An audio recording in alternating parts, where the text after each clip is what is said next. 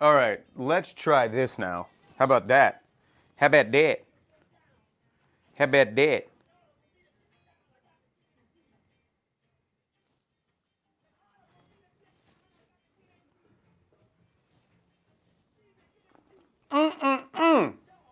Okay, let's try this. Good morning. If you're new here, my name is Wettis Willius. We go live all the time. We learn how to buy assets that cash flow, and I'm going to walk through a little bit of that today. So if you've never been here before, you've never seen what we talk about, we do good morning, good morning. We talk about how to get the assets that cash flow. If you get assets that produce profit, the profit kicks off enough, it covers your expenses, you're financially free. We're going to cover a lot of that ground today. I'm going to show you step by step how we do it. I'm going to dive deep into different assets from all over the country. So if you want to learn how to buy assets no matter where you're at, you're in the right spot. I'm going to walk you through a lot of that today.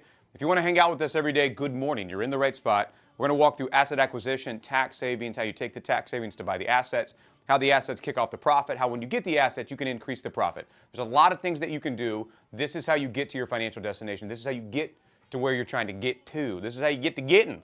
So we're going to cover a lot of that ground. Very simple, very basic. I'm going to recap this. They're going to jump back to where we were. But it's really simple. You take your active income. We good now. We good now. We back. We back. Renee was teaching the class, but now I'm here. I'm here. Thank you, Renee. Thank you, Renee. We get the cash ready. We get the cash ready. We go and stack the cash. That cash is then going to be staged. I'm going to teach you this framework in just a minute. Safety, liquidity, rate of return, taxation, fees. I'm going to show you how we evaluate that against wherever you're going to invest your money. A lot of people are losing money right now. The stock market is looking like it's going to go through a correction. We'll see. Nobody knows. But it's going up and down. I was trying to find my big pencil. You can't misplace that thing. You can't misplace that thing. You got to know where your big pencil is at all the time. So we get our cash ready. We stack our cash. I'll teach you how to evaluate places to store your money in just a minute. Loving the fit today, Mr. Sassy Pants. Good morning. I'm not sassy. I'm not sassy. I'm not sassy yet. Good morning. So we get our cash ready, Shelly, good morning, and then we use that to go buy assets. Those assets produce the profit, rinse, wash, repeat until you're financially free. Just like Jeffrey out there buying assets, just like Shelly. Oh, you sass, I didn't even do anything. I didn't even do anything. Then just like Shelly going out there to buy assets that cash flow. We get the money ready to go buy the assets kick off the profit, rinse, wash, repeat until you're financially free. That's the game that we play. I'm going to walk you through a lot of this today. I'm going to cover some ground. Good morning. Come over here. Let me show you what we were talking about. And just to recap this, really simple, really basic. Renee Five Guys Miller knows this better than anybody. We buy assets. Those assets produce passive income. The passive income, when greater than or equal to your expenses, you're financially free. Good morning, Donnie Ballgame. Good morning. Donnie Ballgame's crushing it too, by the way, with the assets.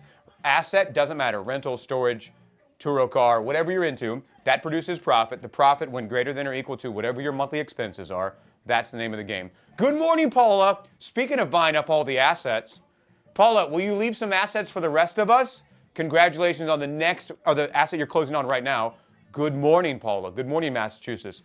Remember, and Paula's a really great example. If you live in an expensive area like Boston, Massachusetts, Massachusetts, you don't have to buy where you live. You buy where the profit's at. So just because you live in an expensive place like New York City or Boston or Los Angeles or Miami or whatever, I want 6 though, how dare you? How dare you? You don't have to buy where you live, you buy where the cash flow is. What is more important? Where your property is located or where your asset's located or where the direct deposit shows up? Just make sure you get the routing number right. Come on, man. Good morning. So if you're new here, it's nice to see you. My name is Wet Willie. We go live all the time, and we learn how to buy assets that cash flow. We're going to get into that. I'm going to dive deep today on a variety of exactly, 100%. I'm going to dive deep today on a variety of different assets. We're going to go slow, piece by piece, so everybody can track with this. If you're new here, let me know in the comments where you're tuning in from. What part of the globe are you listening into from? I know we've got Massachusetts in here. I know we've got South Carolina in here. I think we may or may not have Michigan. I'm not sure. Florida. Jason, let's go. Philippines. Good morning. Jason, are you on vacation? What beach are you on, Jason? We'll do a live beach sesh. What's up, Buffalo, New York? Good morning. So we got East Coast, Massachusetts, South Carolina, Buffalo, New York, Florida. Now we're working our way a little bit east, going to the Philippines, bringing it back to Michigan. My name is Will. I'm in Texas. Anybody else? Anywhere else?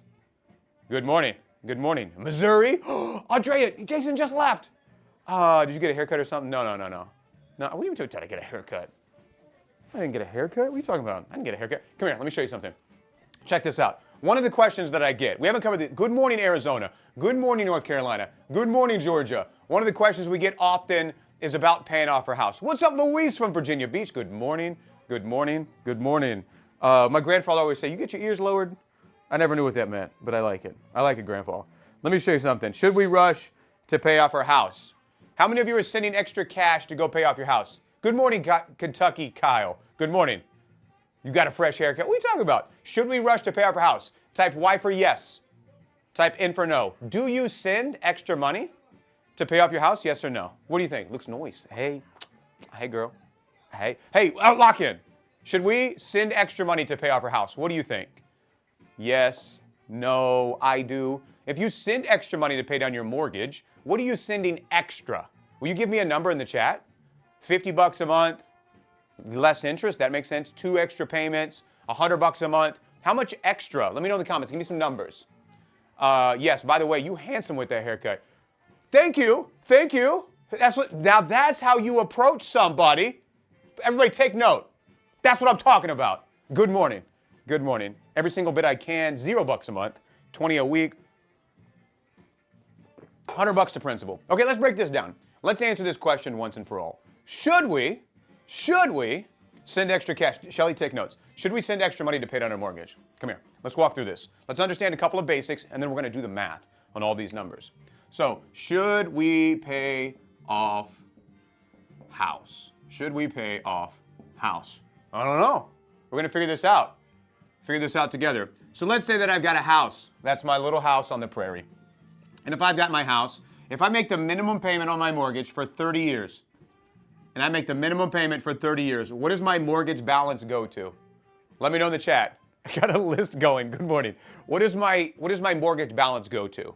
I make the minimum payment. Let me know in the comments. I make the minimum payment on my mortgage every single month, year after year after year for 30 years consistently. I got a 30-year mortgage. What's my mortgage balance? 0. That's if I make, but most to interest. We got to, okay, I hear you. We'll take that into consideration. So for 30 years of interest, what happens? So what do they tell us to do? Because of what everybody's concerned about, because you paid 3 times more than the house, Kevin. Oh! So what do they tell us to do? Well, let's grab some cash. Okay, these are very good points. Let's run the numbers on it. Let's do the math. So what they tell us to do is to send extra cash to pay down our mortgage. Because why am I going to buy the house 3 times? That's stupid. So let's just pretend we take $1,000 a month and we're going to pay off that debt. So I take $1,000 a month and I send it to Mr. Bankerman. I say, hey, Mr. Bankerman, I paid my minimum mortgage payment. Here's $1,000 more. Send that straight to principal. He goes, all right. The next month I send $1,000 a month. Mr. Bankerman, put that right on the principal. Red, black, no, principal. And I do that. And let's say I do that for 24 months. In the comments, let me know, how much total money did I send to Mr. Bankerman over and above what I should have? $1,000 a month times 24 months equals, put it on the P. You know me.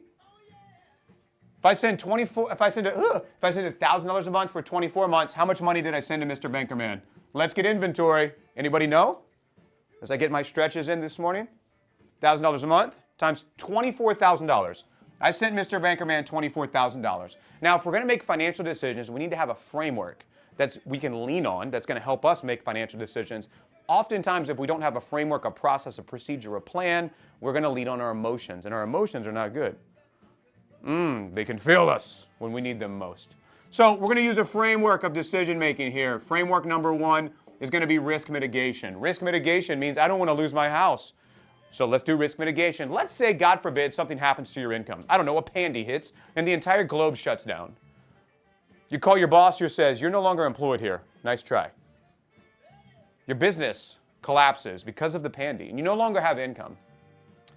But you do remember that you sent $24,000 to Mr. Bankerman to pay down your debt, your mortgage faster. So you pick up the phone and you call Mr. Bankerman and you say, Mr. Bankerman, see what happened was, right? The way that the pandy is set up, I can't go outside, there's no income coming in. Will you let me slide on my next couple of mortgage payments?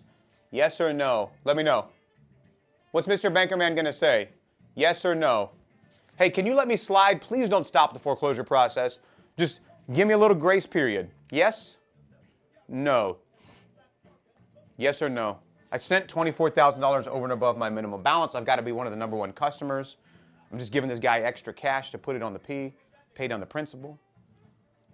He's going to say, yes, I will reapply payments. I don't think you understand. The FHA loss mitigation program is gone. The foreclosure process begins. The more money you send to pay down your mortgage, the further up the foreclosure priority list you go. In that situation, Mr. Bankerman doesn't take my call. He says, good luck. I hope you make your next payment. If not, the foreclosure process is going to begin. I'm taking that house. In that situation, who takes on the risk? Me or Mr. Mortgage Man? Let me know in the chat. But you can borrow the equity. Would you ever lend money to somebody that doesn't have an income? I said you lost your income. How are you going to borrow anything when you don't have income? How do you fill out the application when it says place of employment? How do you fill out the application when it says how much money do you earn? You say, well, I'm in between jobs right now because of the pandy. Make sense? You can't borrow when you ain't got. I'll be waiting to bid. Let's go, Donnie Ball game. So wait a minute. If I send extra money to pay down my mortgage because I'm so worried about the interest, every dollar that I send, I take on greater risk. And if I lose my income, I lose my house. And I gave him a $24,000 tip to take my house. Does this make sense to everybody? Type Y for yes or type N for no. Every dollar over and above my minimum payment to my mortgage company means I take on greater risk. I don't have the money. I can't feed my kids. I lose my income. I can't feed my kids. Can't pay my mortgage payment. But I gave them a $24,000 tip to foreclose on me first, above all else, because they've already recouped their cost for lending me the money. Oh! What if instead I take that same $1,000 a month, instead of sending it to Mr. Bankerman to pay down my debt, what if I just stack it? What if I just save it? What if I just put it in HIP National Bank? So I take my $1,000 and I just stuff it in the pocket. And I take the next month, same $1,000, and I do this again and again and again. And it's the same $24,000 over the same 24 months. 24 months go by, I've got $24,000 saved up in HIP National Bank. In the worst case scenario, from a risk mitigation standpoint, if you lost your income because the pandy hit and your business shuts down, or your boss doesn't need you anymore, and you have no income, and you call Mr. Bacon and you say, will you let me slide? And he says, no way, Jose. You say, I didn't know you spoke Spanish. He said, what? Click. Which person would you rather be?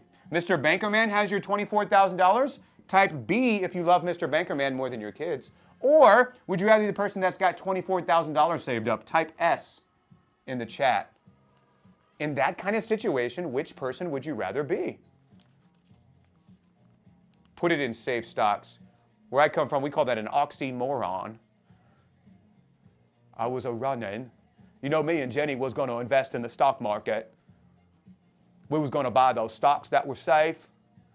But then I bought them and they went down. Who would have known? Wait a minute. I would rather keep my money in my pocket. Ding, ding, ding, ding. So from a risk mitigation standpoint, it absolutely makes zero sense to send extra money to pay down your house. But, we're missing one piece of information, aren't we? What is the reason that we rush to pay off our house?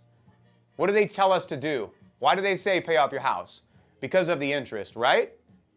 Somebody in the comments, I think it was Kevin or Kyle or Crustaceous, I don't know, remember the name.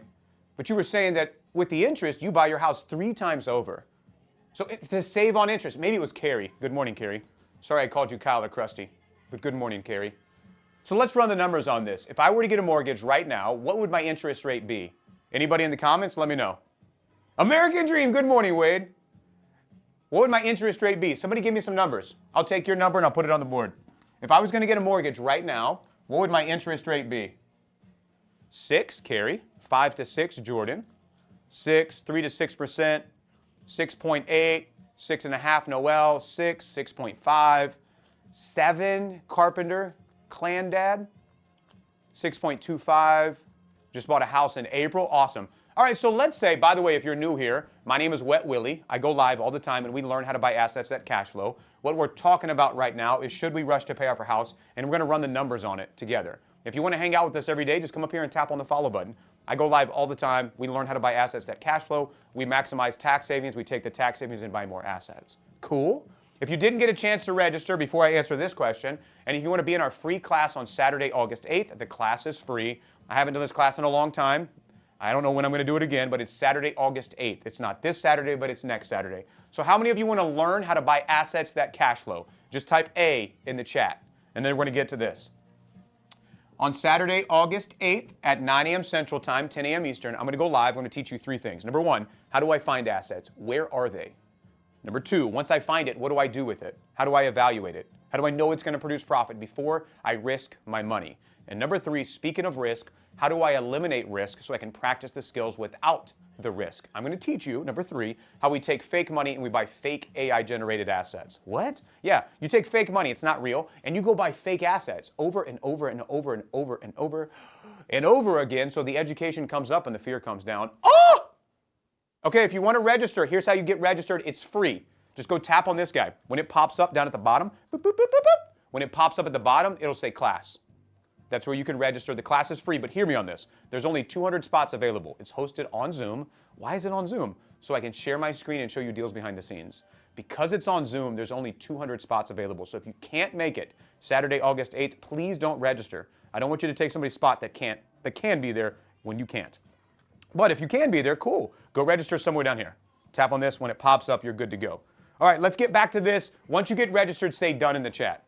Once you get all registered, say done in the comments, and then I know we're ready to rock. I want to build a rental storage. I'll be at a parade. What kind of parade are you going to? Oh, yeah, Renee, your Pride Parade. Congratulations, Renee. Hope you and your 5 girlfriends have a great time. Good morning. Renee is going to her Pride Parade. That's her 15th Pride Parade this month. That's crazy. That's a lot of Pride Parades. Dude, but she's proud. Can she be proud? We listen. We don't judge. Okay. Good morning. Good morning. Done. Done. Done. Not no, but oh, okay. All right, so let's go evaluate this. Let's go take a look at the interest rates. If I were to borrow money from a bank, somebody says 6.5, 6.8, 7%. Let's just pretend for a second that I'm going to borrow money from a bank. Mint Festival. Oh, that's what they call it now? Cool. Let's pretend that I'm going to borrow an 8% mortgage, and let's go run the numbers on this. Everybody in the comments type 8. So we're going to pretend that I get a mortgage right now at 8% interest. I understand interest rates are a little bit lower than this right now, but let's just make it difficult on me because I'm not a fan of paying off your mortgage, and I'll show you why. How do I sign up again, Noel? Really quick, pop quiz, down here. Just tap on this guy. There's a little button down in the corner. When you tap on that, it says class. Just go register there. So let's come over here and let's run some numbers. We're going to take a look at the calculator because you can argue with a lot of things and win, but math ain't one of them. Now I'm 5 girls Miller. You said it, not me. I want you to take note on that, everybody. She said it, not me. I didn't say it. I said, I hope you have fun at the parade. You said, I've got 5 girlfriends. All right, that's an interesting response. Interesting response. Okay, there it is. All right, so come over here. Let's go run the numbers. It's not saving the class. All right, so if you want to be in the class really quick, math, let's go, Sarah. Oh my gosh, let's go. Good morning. Good morning. To register for the class, tap on this. You tap on the little orange button down there and it says class. Then you just go register. Cool. And then keep an eye on your email, your text message, whatever you put in. All right. So here we go. We're going to go to the internets. To the internets we go. What is the internet? Yeah. The people in Alabama. I always get this question from the people in Alabama. They go, what is the internet? Well, the internet, just so I'm going to speak your language real quick, the internet is an interconnected network of people outside of your family tree. Yes, there are more people than your kissing cousins. Alabama, the internet. Here's what we're going to do. We're going to go search for mortgage payoff calculator. Mortgage payoff calculator. So let's just go to the first one. Signed up, let's go. Mortgage payoff calculator. You ready? You're welcome. Happy to help. And we're going to pretend that we borrow money from the bank. Whether it's $1,000, $10,000, $100,000, same thing. There you go, class. Dismissed. $100,000. 100. 1, 2, 3. Then let's pretend that we get this. Can y'all read this? Let's pretend. Just signed up. Let's go, Lee. I'll see you Saturday, August 8th. Let's say we got this property, I don't know, June 1st, 2026. So we got like last month. And then let's say we're going to get a 30-year loan. I don't know if y'all can see all this. 30-year. And then what's the interest rate we're going to use? 8%. Followed. Love it. We're here every day. If you want to hang out with us, just tap the follow button. And let's calculate this. So whether we're talking about $100, $10,000, $100,000, or $100 million, the principal of amortized interest, which is mortgage interest, the principal is the same. It doesn't matter the dollar amount. Whether it's $1 or it's $10,000, it's the same. So let's run the numbers on this. if I borrow $100,000 from the bank, I borrow 100 grand, 100 grand from the bank. It's saying I want high interest banks, not class. Okay, really quick. When you're in the TikTok live to register for the class, tap on this guy. And then if you scroll down a little bit, it'll say class, how to get assets August 8th. You see that on your side? So just give that a shot. Give it a shot, Ren. Just scroll down a little bit. It should be down there. All right. $164,000. Now remember, I borrowed 100 grand from the bank. What we're answering right now is, should I rush to pay off my house? So if you're new here, we're answering that question live. Should I send extra money to pay down my mortgage? If I borrowed $100,000 from the bank at 8% interest, my interest payments and interest payments alone are $164,000. Everybody in the comments type 164. I want to get clarity on how much interest we have to pay. Just interest payments. You borrowed 100 grand, you still have to pay back that 100 grand. But just in interest payments is $164,000, and we said, that's crazy. Your total payback? The original $100,000 that you borrowed, plus the 164, that's insane in the membrane. 264 is your total payback. You've got $100,000 that you borrowed at 8% interest from the bank, and then you have to pay back $164,000 in interest. 100 plus 164, I'm no math major like Sarah. I think that's 264. That's your total payback. But let's remember 164. So we're going to take our handy dandy marker. You can't pay me to make that noise. No, but I bet I can get your body to make that. Never mind, my bad. I'm sorry. I don't even know what happened on that. If I pay 8% in interest for 30 years, my total interest payments are going to be negative $164,000. That's just the interest. I'm sorry, I'm locked in. I don't know what happened. I don't know what happened. 164,000, okay? That's the interest. That's the total interest. Everybody with me on this? Yes? Yes? Cool. So here's the question. Gosh, because the dilemma is this. If I send extra money to pay down my mortgage, I will save on interest. But at any point along this journey, if I lose my income or my job or my business or my ability to pay the next payment, they take my house. Even though I've given them $100,000 over and above my minimum payments, I can still get foreclosed on. I could be 99% paid off. I lose my house. But that interest is heavy, man. So what do? Let's ask this question. What if instead of me sending the extra money to pay down Mr. Mortgage Man, what if I hang on to the cash? Number one, I have more security because the money's in my pocket. And if I lose my job or my income or my business, I've got cash to feed my kids. That seems like a responsible thing to do. So I'm going to hang on to my cash. But here's the question. What interest rate do you think I need to earn to have a net gain of $164,000 of interest?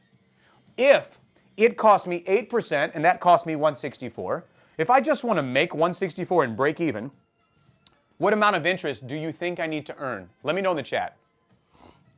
Give me a guess. If I pay 8% on my mortgage and that cost me $164,000 in interest, if I wanted to earn $164,000 in interest, what must I earn? What do you think? 10%, 16%, 50%, 4%? Give me some guesses and we'll run the numbers. We'll find out together. If you're new here, my name is Wet Willie, Wettis Willius. That's on my birth certificate. My parents were Latin. Wettis Willius, Wet Willie is what I go by here in the States. If you want to hang out with us every day, just come up here and tap on the follow button. I go live all the time. 20%, 380 at 6%. We borrowed $100,000 at 8% interest. It's going to cost us $164,000 just in interest payments. Does size matter? No, does state matter? My bad. Answer, no. You must love, yes, Wet William. Yep. How do you like your William? I like mine wet. Excuse me? Let's go run the numbers. What does the interest rate need to be? So let's go see, compound interest calculator, how much interest I need to earn in order to make $164,000. You ready? Over here. Check this out. Remember, back to the internet. Alabama, what's the internet? Remember, it's an interconnected network of people outside of your kissing cousin tree. Yep, that's right. So we're going to go back to the internets. To the internets we go, and now we're just going to type in compound interest calculator. Compound interest calculator. I like the one at MoneyChimp, but you can use whatever you want. MoneyChimp is just simple. Look at this. Little boxes, answer, another daily double. That's what I need. So we're going to take the same concept. Whether I've got $100, $10,000, $100,000, $100 million, it's all the same. How does compound interest compound? So let's say, nope, I've got $100 or $100,000, $380,000 at 6%. Diva, are you asking me to run your numbers? Like, is that your mortgage rate? Is that what you're asking me? This number is $100,000 borrowed at 8% interest. So if I, instead of paying off that mortgage, what if I send no extra money? Can y'all see this? I borrow $100,000 from the bank. I send no extra money. I do that for 30 years. And let's just say I earn, I don't know, 3.3%. Do you know where you can get a 3.3% interest rate right now? At a bank. High yield savings accounts, which we'll get into next, high yield savings accounts pay 3.3% interest right now. So what if you just keep it at a high yield savings account? Instead of paying off my mortgage, I keep my $100,000 for 30 years, 3.3% interest. What does it grow to? So here's the question. What I need this thing to say is a total account balance of 264. Everybody in the comments, let's get clarity, type 264. Because if I invest 100 grand, I need it to grow to 264. Why?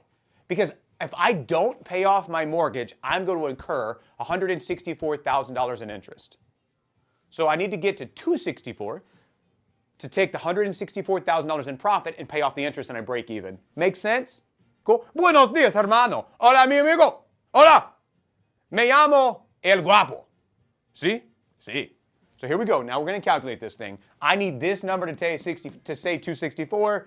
What am I earning? I'm earning 3.3%. 1, 2, 3. What the? What kind of voodoo math is this? How does this work? $100,000, 30 years, 3.3% interest.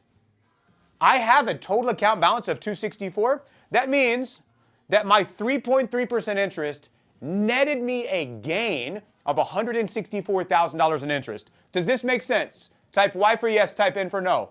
Comprende? Do we understand? 30 years, exactly, same time frame. I netted $164,000 in interest. Come over here. Now that we understand this, what does this mean? Instead of sending extra money to pay down my mortgage, even though my mortgage is 8% interest, every dollar I send to pay down my mortgage means I take on greater risk. I don't have income. If I lose my income from my job or business because a pandy hits, even though I sent them extra money, I still lose my home. I gave Mr. Bankerman an extra tip. Not that kind. Not the good. Anyway, I gave the Mr. Bankerman an extra tip to foreclose on me first. Instead, I stack my cash and I stack my cash and I stack my cash. If I just gain 3.3% interest, because compound interest is your money's money, earning money on the previous money, at 3.3% interest, you'll make $164,000. Cost me 8%, I gain 3.3, I break even. Wait a minute, what? High yield savings. We'll talk, where do I put my money? Great question. How many of you have this question? Just type Y for yes. Where do I put my money to save and stack my cash and gain interest? Just type Y for yes. Y for yes. Doesn't they get taxed? No, we'll talk about all this. Great questions. Great questions. But let's walk through this. Before I send extra cash to pay down my mortgage, what if I hang on to it? I gain 3.3% interest, I break even. So the interest doesn't actually cost me anymore. At the end of 30 years, I break even. Good morning, Kenny Big Snacks. So watch this, mathematical tipping point. In just a second, I'm going to draw lines. Those lines are going to intersect. When those lines intersect, I want you to say now in the comments.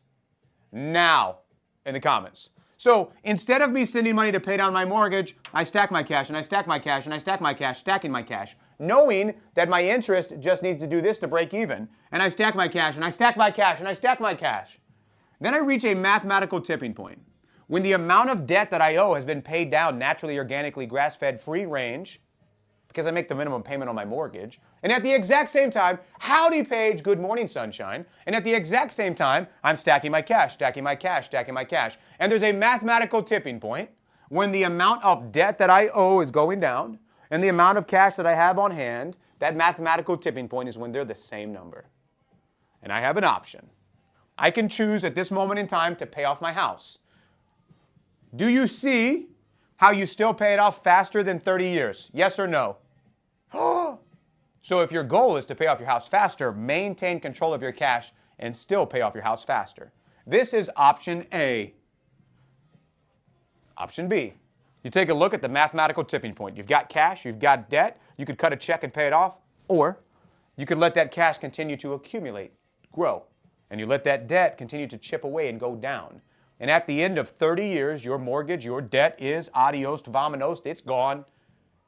And your cash is stacked up and you got a giant pot full of money. That's option B. Option B is your mortgage naturally pays itself off and you have a giant pot full of cash. Which option do you prefer? Vote in the comments. Option A, you pay your house off sooner, but you maintain control of your cash the entire way. A in the chat. Option B, let the house pay itself off with the minimum payment, stack your cash. When your mortgage gets paid off, you've got a giant pot full of cash. Which option do you prefer? There's no right or wrong answer. It's your money. I don't care what you do. I just want you to be well informed before you do it. Good morning. If you're new here, my name is Will. I go live all the time. If you want to hang out with us every day, come up here and tap on the follow button. If you didn't get a chance to register, I've got a free class I'm teaching Saturday, August 8th. If you want to be there, all depends what your mortgage rate is. Wrong. It does not depend what your mortgage rate is. The principles do not change. Economic environment does not matter. Good morning. If you want to hang out with us Saturday, August 8th, we're going to go run more numbers. You can argue with a lot of things and win, but math ain't one of them. If you want to hang out with us Saturday, August 8th, I've got a free class. If you want to learn how to buy assets, type A in the chat. I'm going to teach you how we do that Saturday, August 8th. 3 things, just type A. Good morning, Cakes by Melissa. I'm going to teach you 3 things in that class on Saturday, August 8th at 9 a.m. Central Time. Just type A, and I'll show you how to register for free. Number 1, how do I find assets? Oh, brother, where art thou? Number 2, when I find the asset, what do I do with it? I don't know how to make this thing make money. I'll show you how we evaluate them, the process and procedures we go through when we find an asset to evaluate it before we spend money on it. Number 3, what if I'm scared? What if I'm worried? What if I'm overwhelmed? What if I have fear? What if I want to buy assets but I don't want to take any unnecessary risk? I'm going to teach you how we take fake money and we buy fake AI-generated assets. So you can practice buying assets over and over and over again, and if you mess up, you just reset the game. That way you gain the skill without the risk. If you want to be in the class, type A in the chat. I'll show you how to get registered. It's free. If you want to register, just come down here, tap on this guy. There's a little button that looks just like this. It's somewhere down here. When it pops up, I'm just wanting to know where to put my money. Sammy, I got you. We'll cover that next. Let's go into a lot of that. We're going to talk about the mathematical tipping point. To register for the class, just tap on this guy. When it pops up, scroll down a little bit. It'll say class, Saturday, August 8th, 9 a.m. Central Time, 10 a.m. Eastern. 2 points. Number 1, it's hosted on Zoom. Why? So I can share my screen and show you deals behind the scenes. Because it's on Zoom, I have limited capacity. I don't have that much room. I only have 200 spots in the Zoom room. So if you can't make it and you're kind of on the fence, do not register. I don't want you to take a spot for somebody that can be there. Fair? So once you get registered, come in the comments and say done. Let's get back to this. We just talked about the mathematical tipping point. The mortgage debt naturally, organically pays itself off when I make the minimum payment. And then I stack my cash, maintaining control, and I can feed my kids if something were to happen. Mathematical tipping point, I can pay my house off. But let's run through the numbers. I was teaching this class the other day. Somebody came in the chat and said, I'm sending $577 a month to pay down my mortgage. Let's go. Today is sus day, by the way, Sarah Gibby. I hope you're ready. I hope you packed a lunch. Good morning. They said, I'm sending $577 a month to pay down my mortgage. Is that a smart idea? I said, I don't know. Let's run the numbers. What are you trying to do? He goes, man, I just don't like the interest that I'm paying on my house. I go, oh, okay. He goes, is that a good idea? I said, well, it depends. It depends. Every investment, the question you ask is compared to what? But are you ready? I showered. Of course I'm ready. Of course I'm ready, Sarah. I took a shower. So, $577. What if he takes this cash and throws it at the mortgage? Let's evaluate this. So he borrowed $250,000 from the bank. Okay. His interest rate is 6.6%. Also, okay. The total interest that he pays is $326,000. Oh, that's not okay. Hear me on this. He pays more in interest than he borrowed. Do you hear what I said? Type 1 if you understand. He pays more in interest than he borrowed. Ah! Kenny Big Snacks letting us know it's National Cheesecake and Chili Cheese Dog Day. So please go celebrate Kenny Big Snacks and get you some cheesecake and chili cheese dogs, not together. Keep those things separated. You got to keep them separated. Oh my gosh. So his total payback to the bank is $576,000. He borrowed 250 grand at 6.6% interest. In order for him to pay off that mortgage over 30 years, he sends $576,000. That's enough motivation for him to say, I'm going to take the extra cash I have, which randomly is $577 a month, pay it towards the mortgage. If he does this for 30 years, it pays off faster than 30 years, and he's going to save $170,000 in interest. How many of you think this is a smart idea? Type Y for yes. How many of you are like, that's dumb, don't save that money? Type in for no. We're going to figure out who works for the bank really quick. Is that a smart idea? You save $170,000 in interest. That's a lot of money. Yeah, that's pretty smart. So he asked me, should I keep doing this? Is this smart? I don't know, compared to what? Remember, the answer is always compared to what? Is that a good asset? I don't know, compared to what? He's like, well, what if I do something else with it? I go, what do you want to do with it? He goes, what if I grow it? What if I invest it? I go, well, let's take a look at some numbers. Math is wrong. No, math is not wrong. Good morning. There's always one. Well, no, listen, I understand math. I invented it. And the calculator that you use just doesn't quite work that way. All right, pal, go run your own numbers. $577 a month. What if instead of paying off the mortgage, what if he takes that cash and he invests it? Let's just take VU. It's very popular. A lot of people talk about index funds, S&P 500 index. Let's just say he gets that kind of rate of return. Mirroring the 500 biggest companies in the United States, 10.4%. Good morning, Rosalind. Good morning, sunshine. $577 a month at 10.4%. It's going to give him $1.3 million. Huh. What if we adjust the S&P 500 for inflation? And he only earns 7.71. $577 a month. Instead of paying off the mortgage, he invested. He earned 7.71. He would have $800,000. Okay, between 800 and 1.3 million. How many of you are liking this? Type 1 for yes. Huh.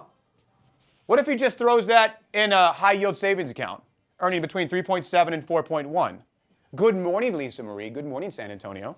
It's $577 in a high-yield savings account at a bank. He would earn about $383,000. Okay. What is the minimum amount he needs to earn just to break even, where the interest he would earn would pay the interest that he would pay? $577 a month at 2.8 would break even. It would match it. How long? Same time period. Same 30 years. Instead of sending money to pay down my mortgage for 30 years, I send my money and I do this.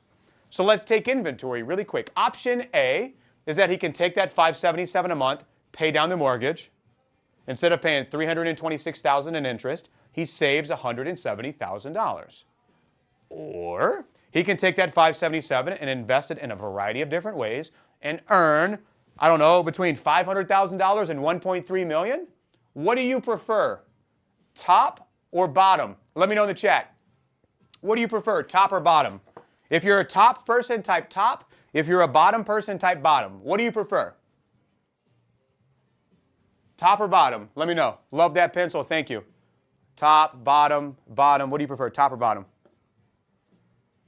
Paige, bottom, bottom. Bradley, bottom, bottom. Okay, lots of bottoms floating around this morning. Yeah, it's interest. Which interest do you prefer? That's what I meant. What do you think I meant? No. That's not what I meant. No. I'm talking about this. What are y'all talking about? Good morning. If you're new here, my name is Will. We go live all the time. We learn about money, not that stuff. Oh my gosh. A little personal, huh? Paige, you still answered it. Little personal, but she threw that out there, didn't she? Okay, fine, I'll tell you. Okay, Paige. Everybody say, okay, Paige. Okay, Paige. Message sent, message received, baby girl. Message sent, message received. Good morning. If you're new here, my name is Will. We go live all the time. We learn how to buy assets at Cashflow. We're going to get deep into... Okay, Paige. Will you make a note of that? Got him. If you want to hang out with us every day, just tap on the follow button. I want you to understand the options available to you. Wealth is options. That's all it is. First time here, definitely going to subscribe. Okay, Paige. Okay. If you want to hang out with us every day, tap the follow button. I just want you to understand a couple of different things. When you have wealth, wealth gives you options. If you don't have any money, the only option is to go scrap for food. That's poverty. However, when you have wealth, you have options. You can eat wherever you want to eat. When you go out to eat, you don't even look at the prices. Wealth is options. In order to get wealth, hear me on this, you have to understand your options. This is where education comes in. When you have good financial education, you can make a good informed decision. When you make good informed decisions, that leads you to wealth. Does this make sense? Type Y for yes, type 2 for no. What? Y for yes, 2 for no. Good morning. Yo, stop talking about my life. Mateo, I'm educated. Come on now. Hey, my name is Renee. I'm a nurse. I take care of the sick. I'm just kidding, Renee. I'm educated. That's what I thought when you said. All right, here we go. Let's lock back in. You want to get a little deep? You want to talk about money mindset, or you want to evaluate assets? You took that the right way. That was close. Type A for assets if you want to get into assets. We'll get into money mindset a little bit later on. Is that relationship book? No. We're going to back up. Let's get into asset acquisition.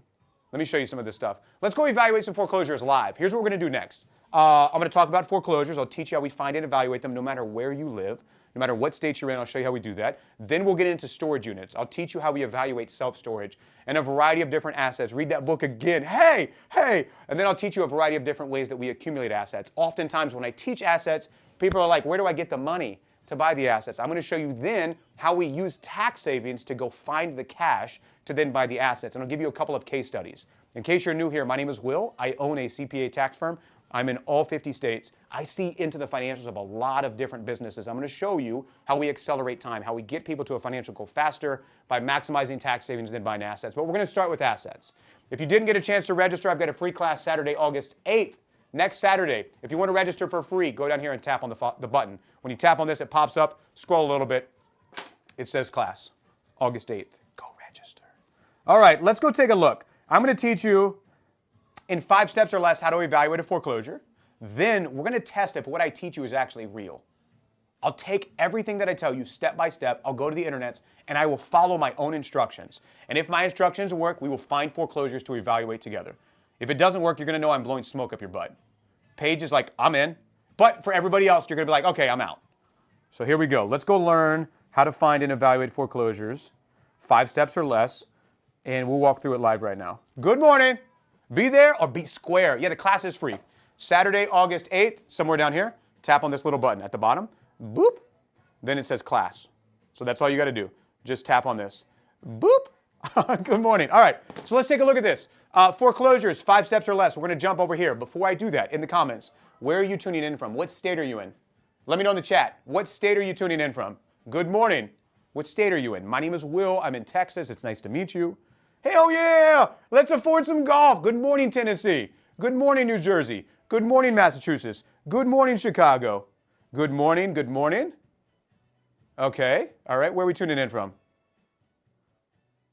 Ohio, Florida, Korea, Massachusetts. Good morning. All right. How do I find and evaluate foreclosure no matter what state you're in? 5 steps or less. I'm going to show you how we do it, and then we're going to test it and see if what I teach you actually works. Does it actually work? 5 steps or less. Let me know what state you're tuning in from. I'm going to show you how to find foreclosures in your state, no matter where you live. All right. It's foreclosures, baby. This is where I spend a lot of my time, my energy, my effort, and my money. Donnie Ballgame also.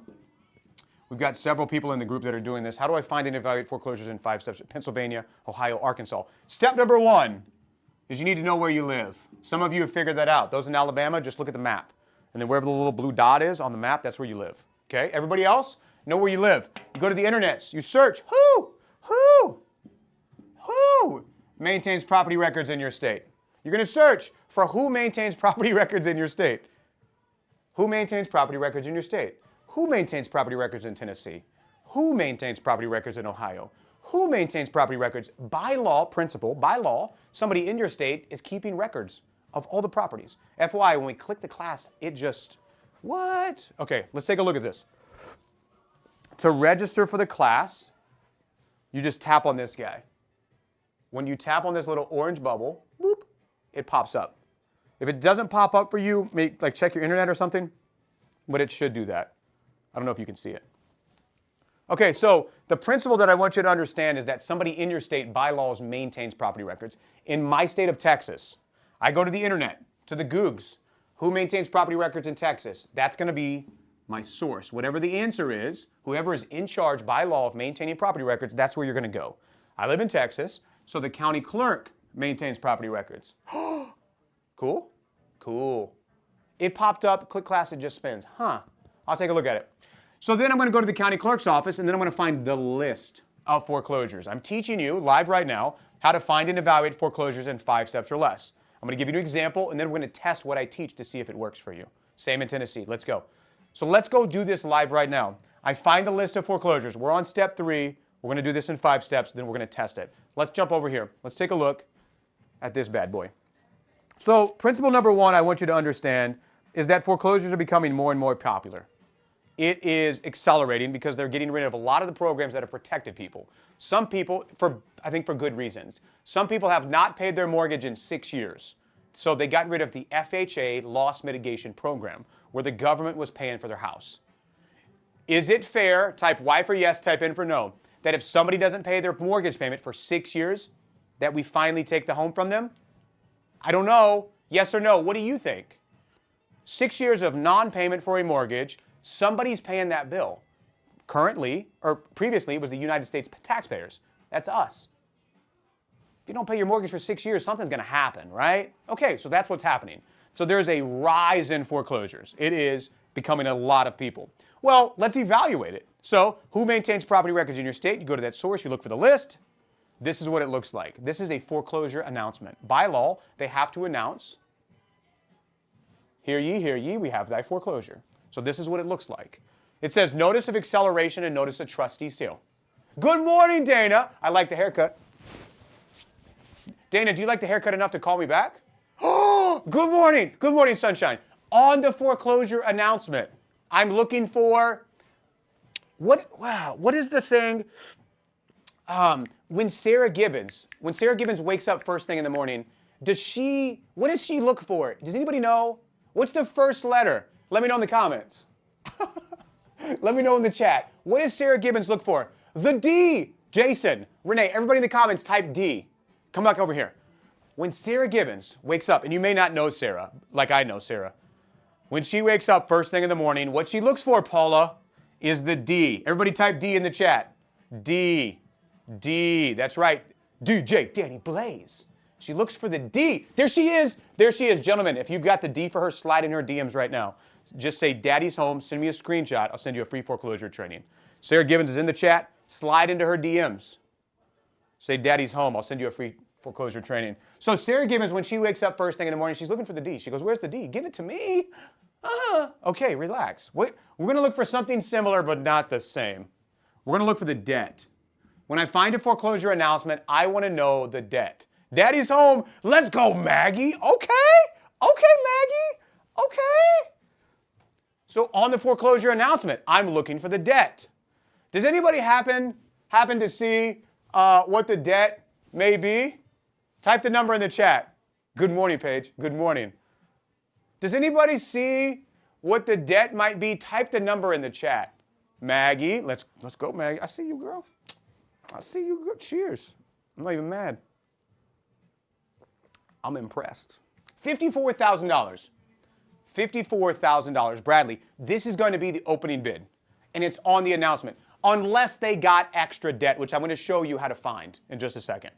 So this is the opening bid, JP Morgan National Bank. Whoever lent money on this house, when it goes to foreclosure, they get right of first bid. Cool? JP Morgan National Bank, Wells Fargo, Mr. Cooper, Rocket Mortgage, whoever the mortgage lender is going to get first bid. So they bid $54,000. Now we're determining and understanding whether this is going to be a good deal for us, because I know the opening cost. The opening cost in this transaction, let's say, is $54,000. JP Morgan National Bank bids $54,000. Do I hear 55? Do I hear 55? That's a foreclosure auction. But I don't know if I should buy it. Having good D in this world is not enough. Anyway, if I've got good D, what am I looking for? What pairs well? Does anybody know? Type the first letter. What pairs well with good D? I need this other thing in order to have a good life. What pairs well? Says who? Hey! What pairs well with good D? What am I looking for?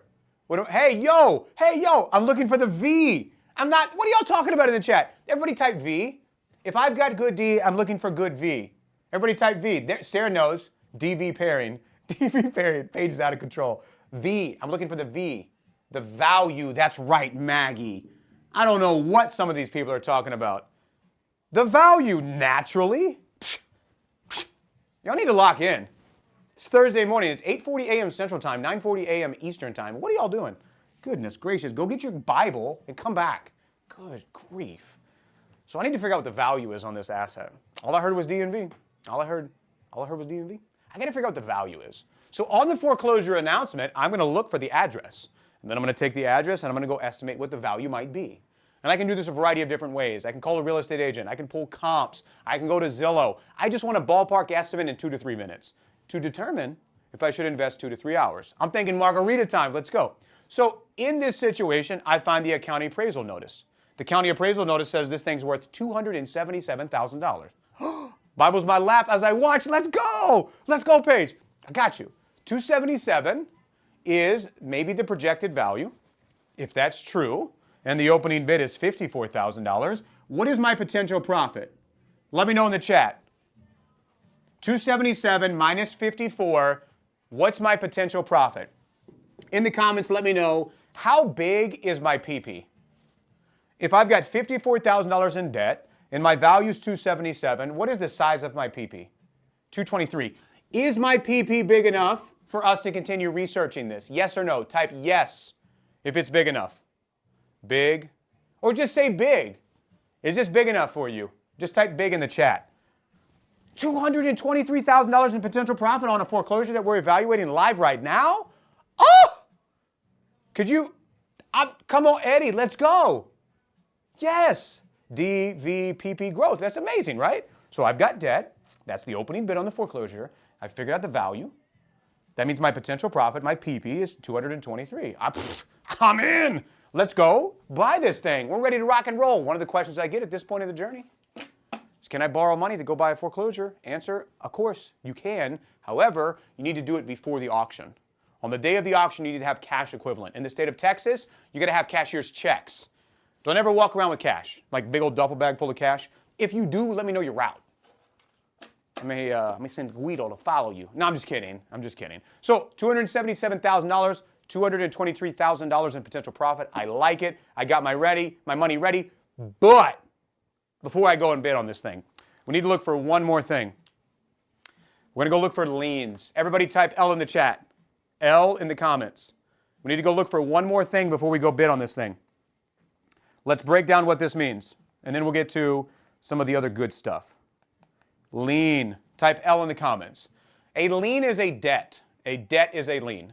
If I hire a contractor to renovate my bathroom and I don't pay that final invoice on the bathroom renovation, that contractor can put a lien on my house.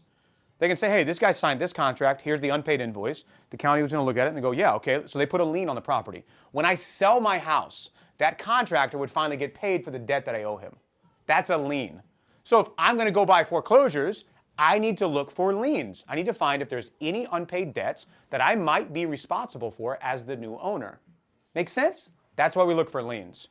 So let's jump back over here. Where would I go to look for liens? Naturally in the same place that we started before. I would go to the county clerk's office in the state of Texas. In your state, you would search who maintains property records in Tennessee. Who maintains property records in Oklahoma, Dana? Who maintains property records in your state? You go to that source to find the liens. This is a screenshot of the county clerk's office here in Texas. I'm still thinking about the D. Sarah, lock in. Oh my God. Everybody in the chat, say lock in. Sarah. Oh my gosh. So early in the morning. Oh my gosh. You see, I'm over here just trying to teach, trying to help. He's like, wait, tell me about that D again? No, come on. So this is a screenshot. I've got the deed. I've got the deed of trust. Just to get, never too early. Oh my gosh. Okay, stay with me now. For those of us that are paying attention at home, let's understand some terminology. Anytime we're new to real estate or new to some kind of asset, there's going to be new terms. And I don't want you to be intimidated by new terms. All right? You make the curriculum, not us. I didn't even say anything. I didn't even. So a deed and a deed of trust.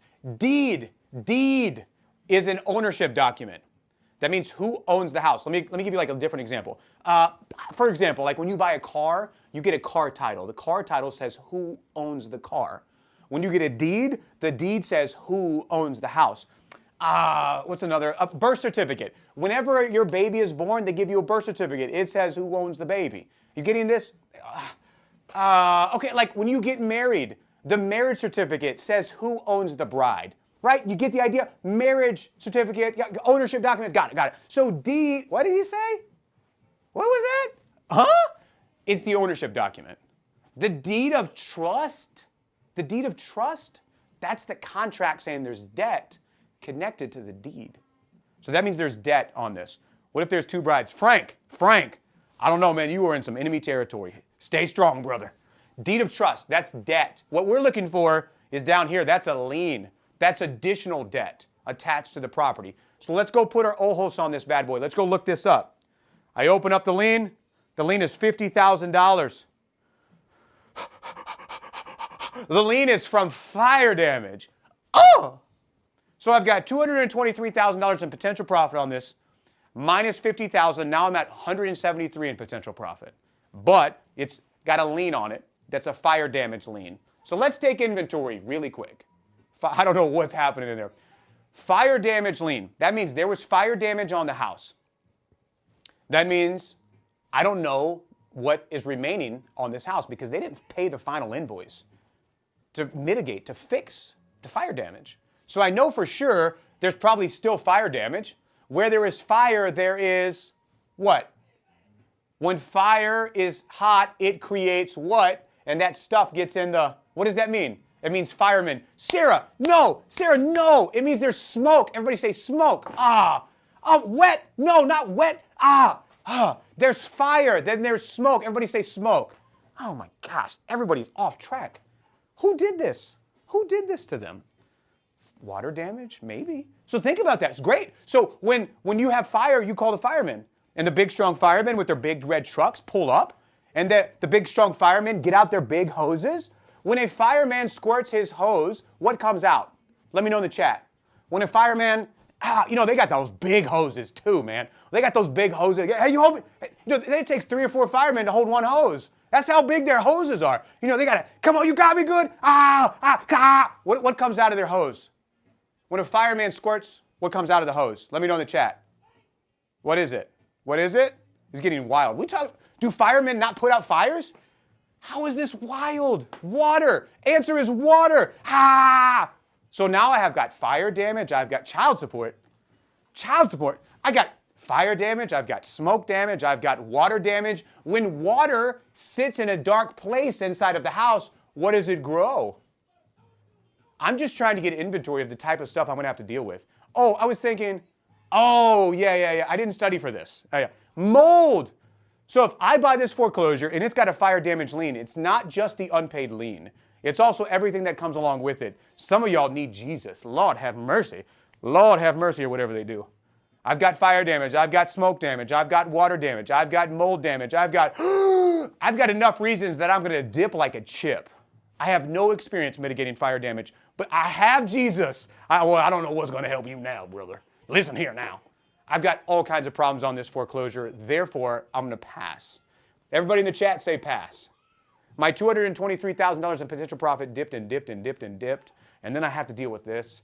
I don't have any experience doing that. I don't want to step into something I can't step out of. Therefore, I'm going to pass on this transaction. And that is 5 steps or less. Next, let's go, Heather. Good morning. Bulldozer. Best class I've been to in a while. Let's go. So if you didn't get a chance, I'm going to go do this again. I'm going to take this list over there that you see. That's our 5 steps or less of how to evaluate foreclosures. I'm going to take that list right now, and I'm going to show you live if it actually works. We're going to evaluate. We're going to take this list, and we're going to go to the internets, and we're going to look up foreclosures live right now to see if what I teach you is real or if I'm just making this up. We're going to test it live. I'm going to follow my same instructions that I just taught you, and I'm going to see if it works. If you didn't get a chance to register and you want to be in our class Saturday, August 8th, go register now. The class is free. Just tap on this little button down there. It pops up and it'll say class Saturday, August 8th. Go register. The class is free. However, because it's on Zoom, so I can share my screen and show you deals, there's only 200 spots. If you can't be there, don't take a spot from somebody else. Cool? It worked. Awesome. So to register for the class, go do it now. The class is free. We learn 3 things. Number 1, how do I find assets? Where are they? I'm going to show you.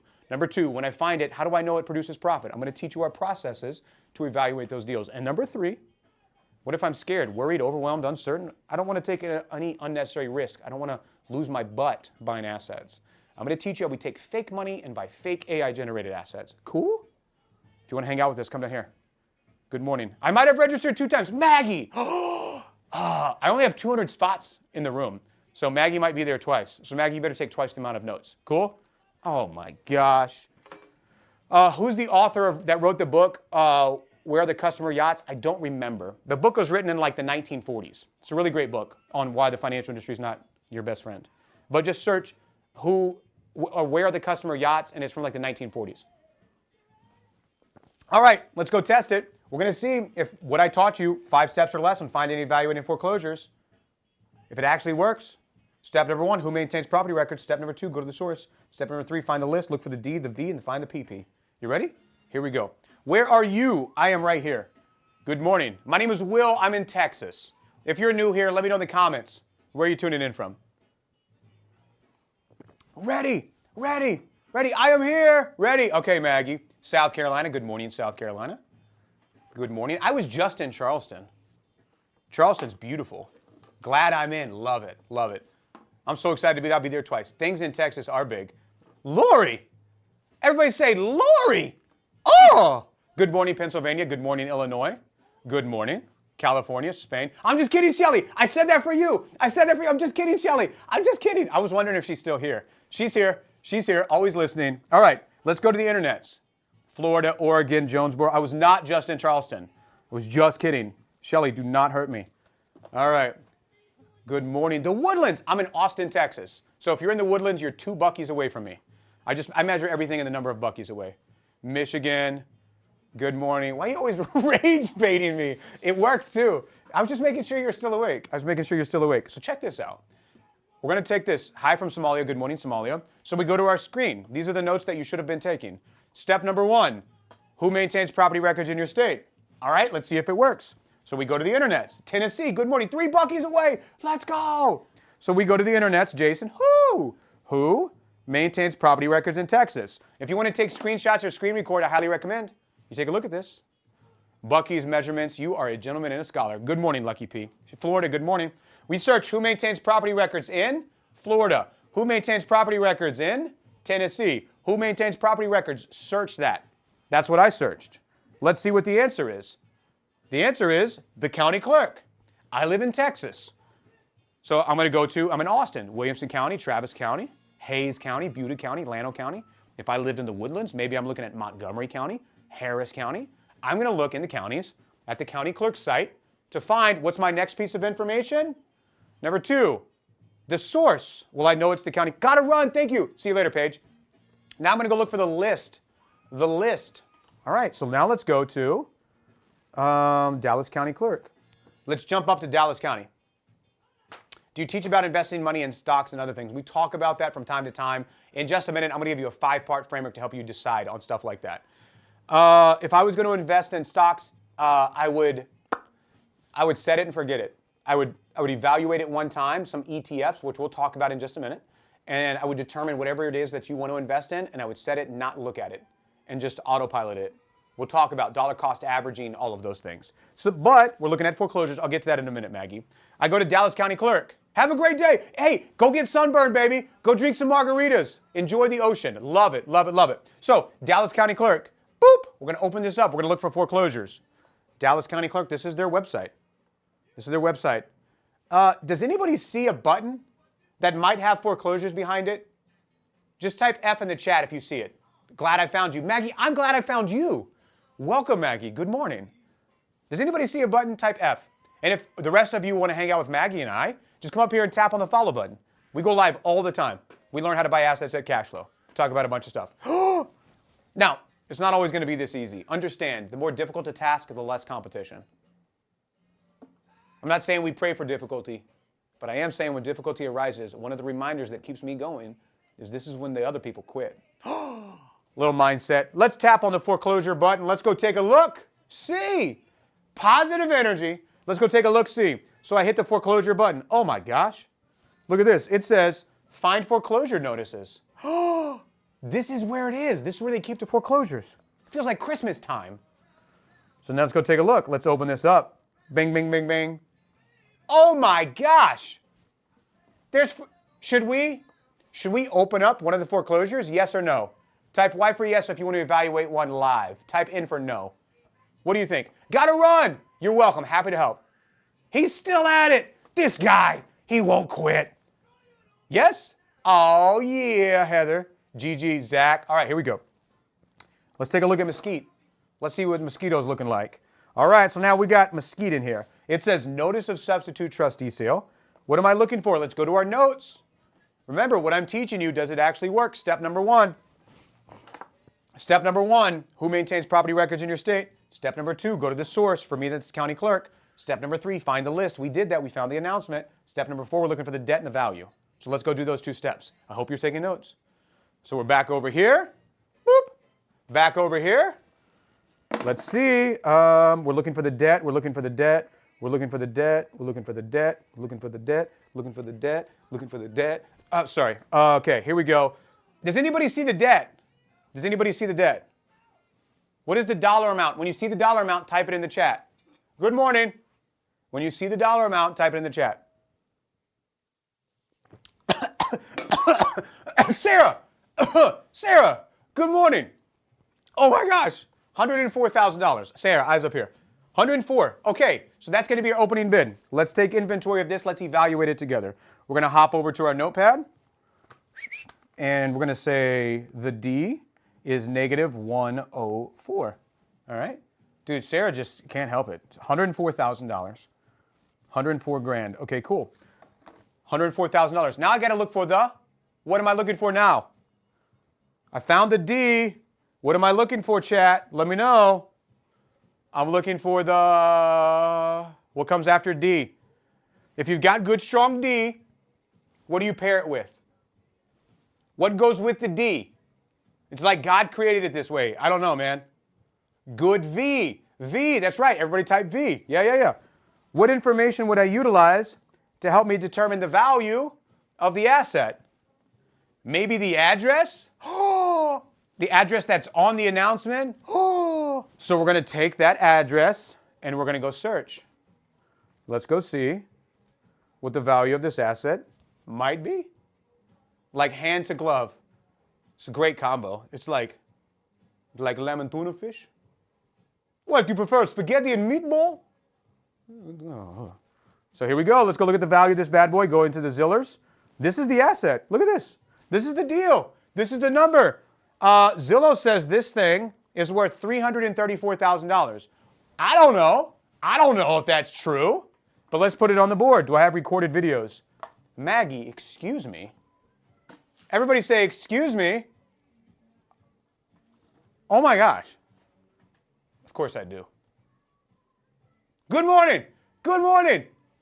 So if I've got the value is 324, value is a positive, $324,000. Somebody do some math for me on this one. What is my potential profit?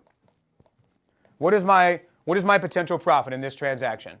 324 is my estimated value of the asset minus, let's call it 100 grand for easy math. 324 minus 100, 224, 220? 220? So we've got a potential, oopsie poopsie. We've got $220,000 in potential profit. Do we like this deal so far? Y for yes, N for no. We just evaluated a foreclosure in 5 steps or less. I taught you my steps. I showed you an example that I've evaluated before. Then we put it to the test, live on the internet, to see if it would actually work. We found a live foreclosure that has a potential profit of 200 grand.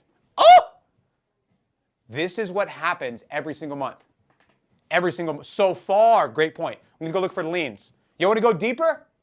You wanna go deeper? Okay, now just so you know, Texas, where I live, is a consent first state. So in order for us to continue and I can go deeper, I need you to type D in the chat. I like it. I think it's a great law. In order for me to go deeper, type D in the chat. We can go deeper? I get that question a lot. Most of the time the answer is no. In this situation, in this circumstance, I can go a little bit deeper. I mean, it's measurable. Anyway, just type D. Will you stop asking so many deadgum questions? Oh my gosh. We don't have to get to the specifics. Does it matter? Come on now. All right. So if you want to hang out with us, the question was, how do I register for the class? If you didn't get a chance to register, I've got a free class I'm teaching Saturday, August 8th. It's not this Saturday, it's next Saturday. If you want to be there, you have to register, but it's free. If you want to be there, just tap on this guy. It's down in the corner. The class is free. Maggie's registered twice. Don't do that. Just register once. Don't be like Maggie in that regard. Just tap on this guy. It'll pop up. Scroll a little bit in the little box. It'll say class. That's how you register for free. We learn 3 things. If you want to learn how to buy assets, type A. We're going to learn 3 things in that class. Number 1, how do I find assets? Where are they? Where are the self-storage facilities? Where are the car washes? Where are the laundromats? Where are the rental properties? Where are the foreclosures? I'm going to show you how to find them. Number 2, when I find them, how do I evaluate it? What do I know? How do I know if it's going to produce profit? I'm going to teach you those 2 things. And then number 3, just tap on this guy to register. What if I'm scared? What if I have fear? What if there's overwhelm or uncertainty, or I don't want to take any unnecessary risk and lose my money? I'm going to show you how we take fake money, not real, and we buy fake AI-generated assets. What? Yeah. So you can practice buying assets over and over and over again with no risk. What? Yeah, I got you. To register, just go tap on this guy. Somewhere down at the bottom. When it pops up, that's where you can register for free. Once you get registered, say done. Maggie, what was your question? Do you send a reminder? Yeah. When you get registered, if you put in your email, I'll email you reminders. If you put in your phone number, I will text you reminders. Whatever you want to do. But go make sure you get registered. On the second screen, there'll be like a Zoom thing. That's how you get the Zoom information. So you kind of got to register twice when you tap on this guy. Done. Awesome. You kind of got to tap on twice. Let's go do this right now. Done. Awesome. Deep, done. Okay, so let's go a little bit deeper on this. I was at the county clerk, and we just looked at foreclosures. But I want you to understand, I'm going to talk about this a lot on Saturday, August 8th, but I really want you to understand the volume of foreclosures that is hitting the market is unprecedented. In our lifetime, this will be the greatest if you want to look at foreclosures, the greatest foreclosure opportunity of our lifetime. And I'm not trying to hype it up. I'm not trying to get excited about it. It's just numbers. Let me show you. So I'm just going to go to one county in Texas, Dallas County, which is a big county, to be fair. There's 254 counties in Texas, and each of them, good morning, Coco Customs, each of them host their own foreclosure auction. So we're going to go look inside the inventory, the amount of available foreclosures in one county out of 254 in Texas. Okay? So I'm at the Dallas County Clerk website. So you can do all the same stuff I'm about to show you. Dallas County Clerk website. And I'm going to go to Public Record Search. Right here. You see it? Public Record Search. Boop. We're going to open this up. At the Public Record Search, I'm going to go to the drop-down. The drop-down, I don't know if you see this. I don't know if you see it down here. It says assumed names, marriages, marks and brands, commissioners, court minutes, and foreclosures. So good morning, Joan. Just joined. I'll see you Saturday, August 8th. We're going to look at foreclosures. Then I'm going to adjust my time frame. Let's do the April, May, June. Let's do August 1st to September. Let's just do 2 months. Looking for foreclosures over a 2-month period. You ready? Done. I'll see you. August 8th, search. So now we're looking at all the foreclosures. Let's sort by sale date. You ready? Okay, so here we go. Let's get inventory of what we're looking at so we're all on the same page. It's big pencil time, baby. Brace yourself. So this says document type. This is a notice of foreclosure. It was recorded and filed in May 14th. This is the auction date. This is when it's going to be auctioned, August 4th. So in the state of Texas, they call it Super Tuesday. The first Tuesday of the month is when they do foreclosure auctions. Let's take inventory of the total number of foreclosures happening in August in one county out of 254 counties across the state. All of these are going to auction on August 4th. These are all different properties, all different addresses. How many of you are starting to see the opportunity? Yes? Type Y for yes. How many of you are Ray Charles to it? Let's go to page 2. Again, August 4th. August 4th. August 4th. Oh! You need to learn how to find and evaluate. All of these are different properties. It's crazy. This is just one county. This is happening across the country. Let's continue on. I'm going to talk about why. Again, August 4th. August 4th. You get the point. Like it goes on and on and on. If I can open up any of these randomly, boop, notice of foreclosure auction. Let's go take a look at this document. Notice of trustee sale. Date of sale, August 4th, 2026. The sale will begin no later than 10 a.m. What? Over and over and over again. The point isn't that you lack opportunity. The point is that you don't know how to find the opportunity. I'm just trying to show you.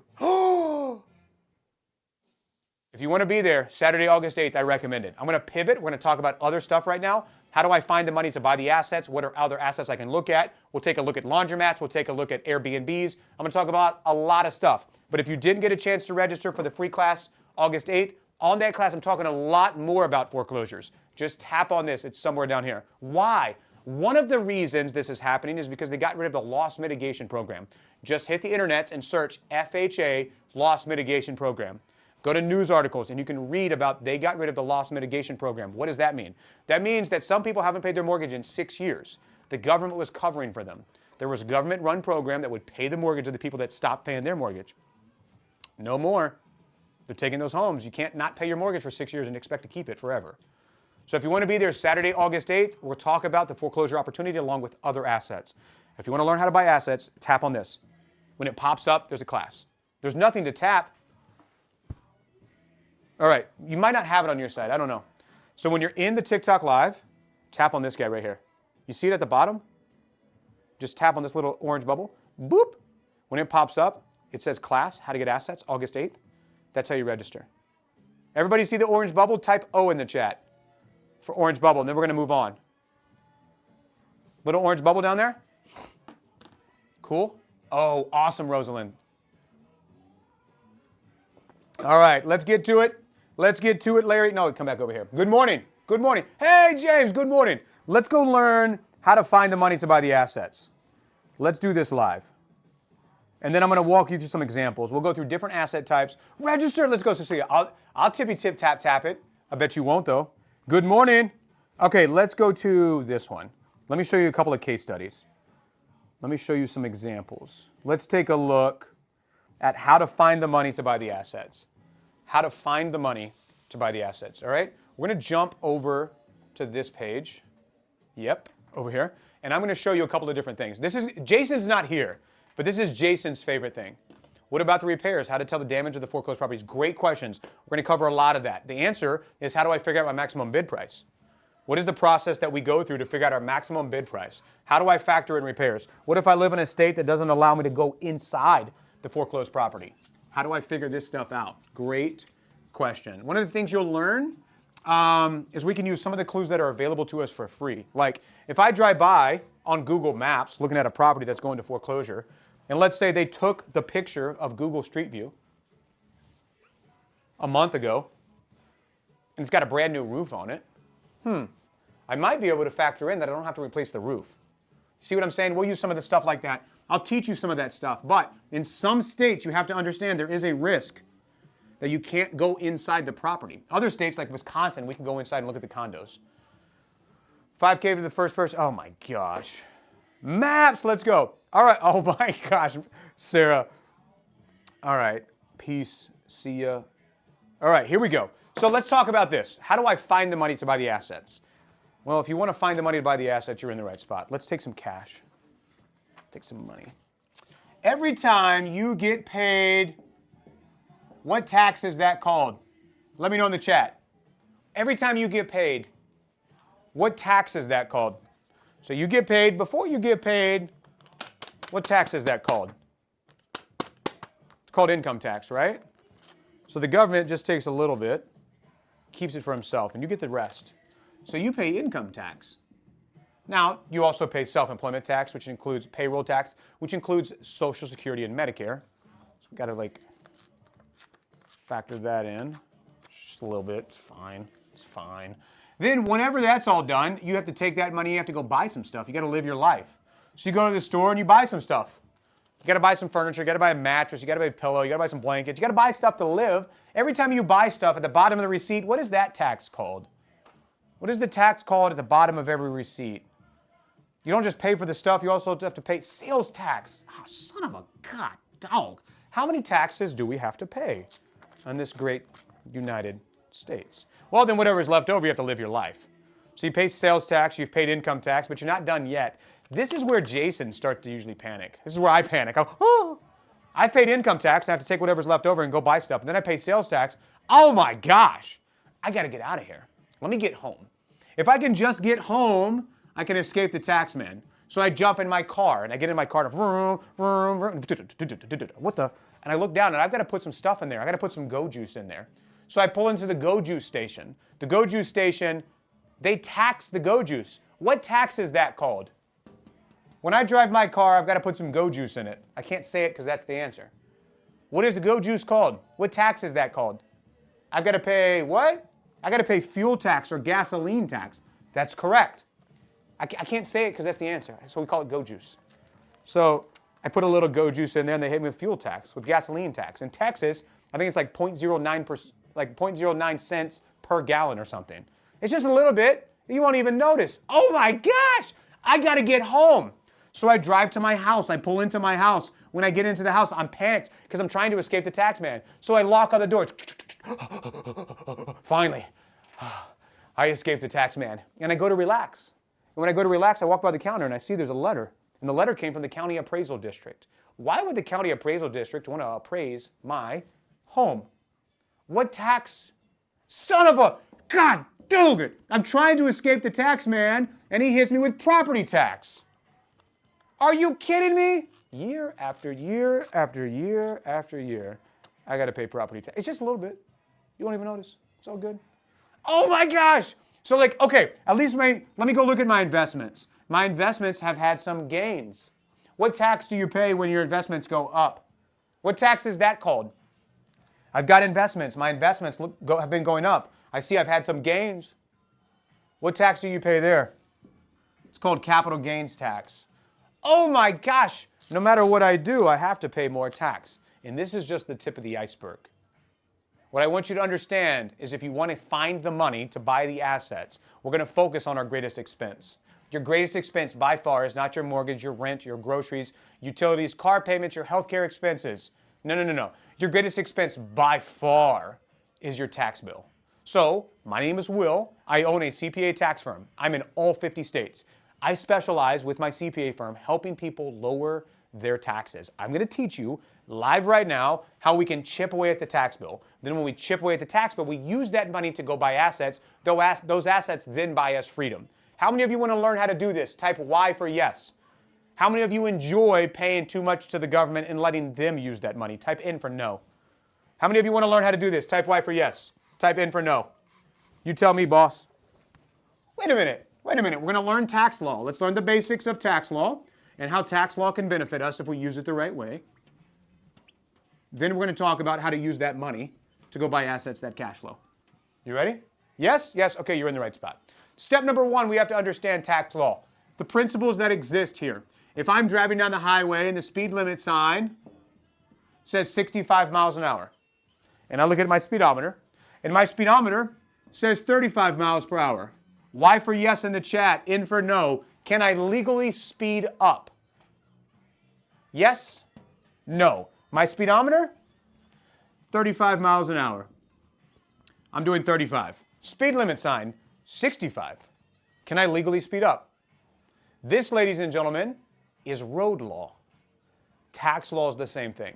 You should have a CPA or tax advisor that can look at your situation, that can read tax law and say, hey, it's time for you to speed up. That's all we're going to do. Make sense? I'm going to show you step by step how we do this. To give me a little bit more information so I can help you better, are you a business owner? Type B. Are you an employee? Type E. If you're a business owner, type B. I'm going to show you some tax strategy for business owners. If you're an employee, type E. I'll show you some tax strategy for employees. I'm going to walk through several different things. I'm going to show you step by step how to do this. Business owner, employee, E. Okay, I'm both. Awesome, Coco Customs. Both. Let's start with employees. I'm going to show employees how you lower your taxable income. Then I'll walk through business owners and how business owners can lower their taxes. And if you're both, awesome. We have to understand step number one of tax law is all about ownership. If you don't own, you're going to get hammered in taxes. Therefore, if you're a business owner, we're going to look at the Schedule C tax form. This is the entry to the game. This is how you can maximize tax savings as a business owner. If you're an employee, you don't own anything. You own your own house, that doesn't count. There's no tax. There's not really a lot of tax benefits to that. So what do I need to do? What if you own assets? An asset is like a rental property. An asset is like a car wash. An asset is like a self-storage unit. An asset is like, if you're an employee and you want to buy assets, type A. When you do this, you unlock the Schedule E tax form. I'm going to show you what that looks like. Specifically, I'm going to show you how we zero out taxable income.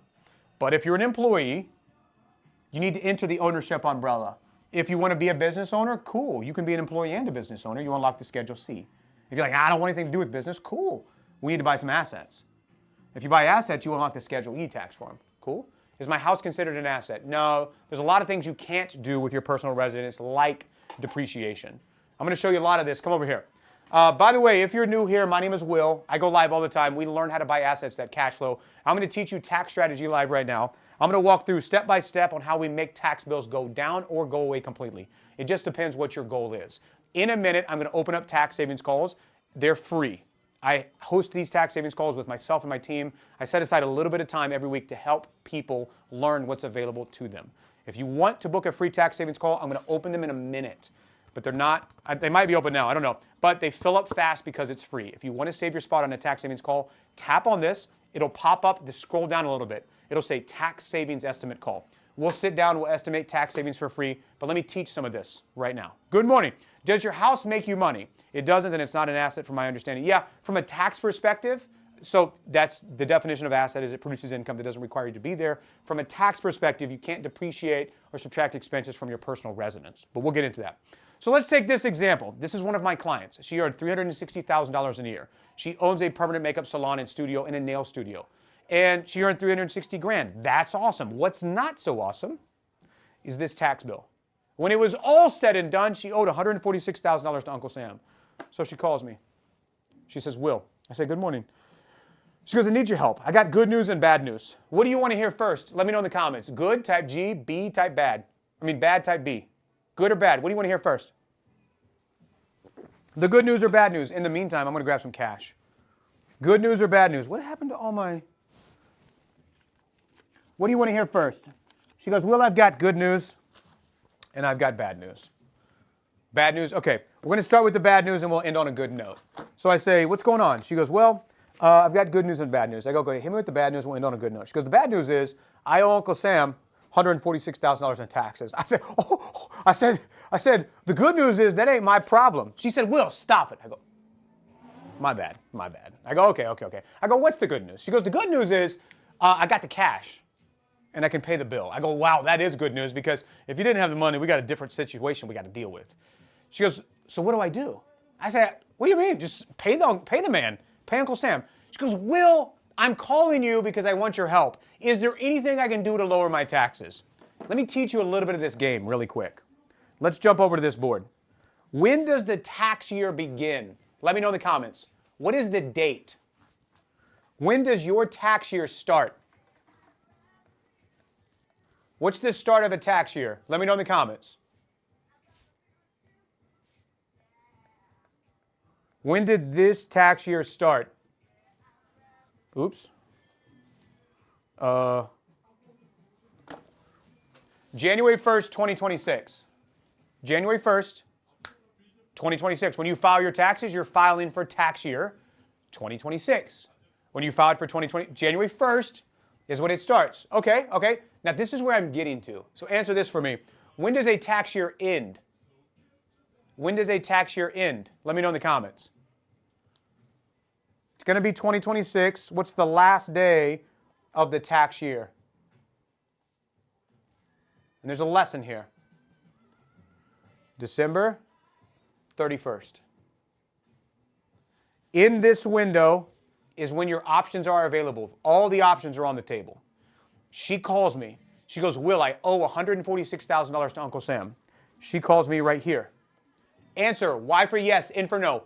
If she calls me right here, do I have enough time to help her find tax savings? Yes or no? Can I use my CPA tax firm and my team of CPAs to help her find tax savings? Is there enough time, legally, Is there enough? Yes or no? Yes. Counterpoint. If she calls me over here,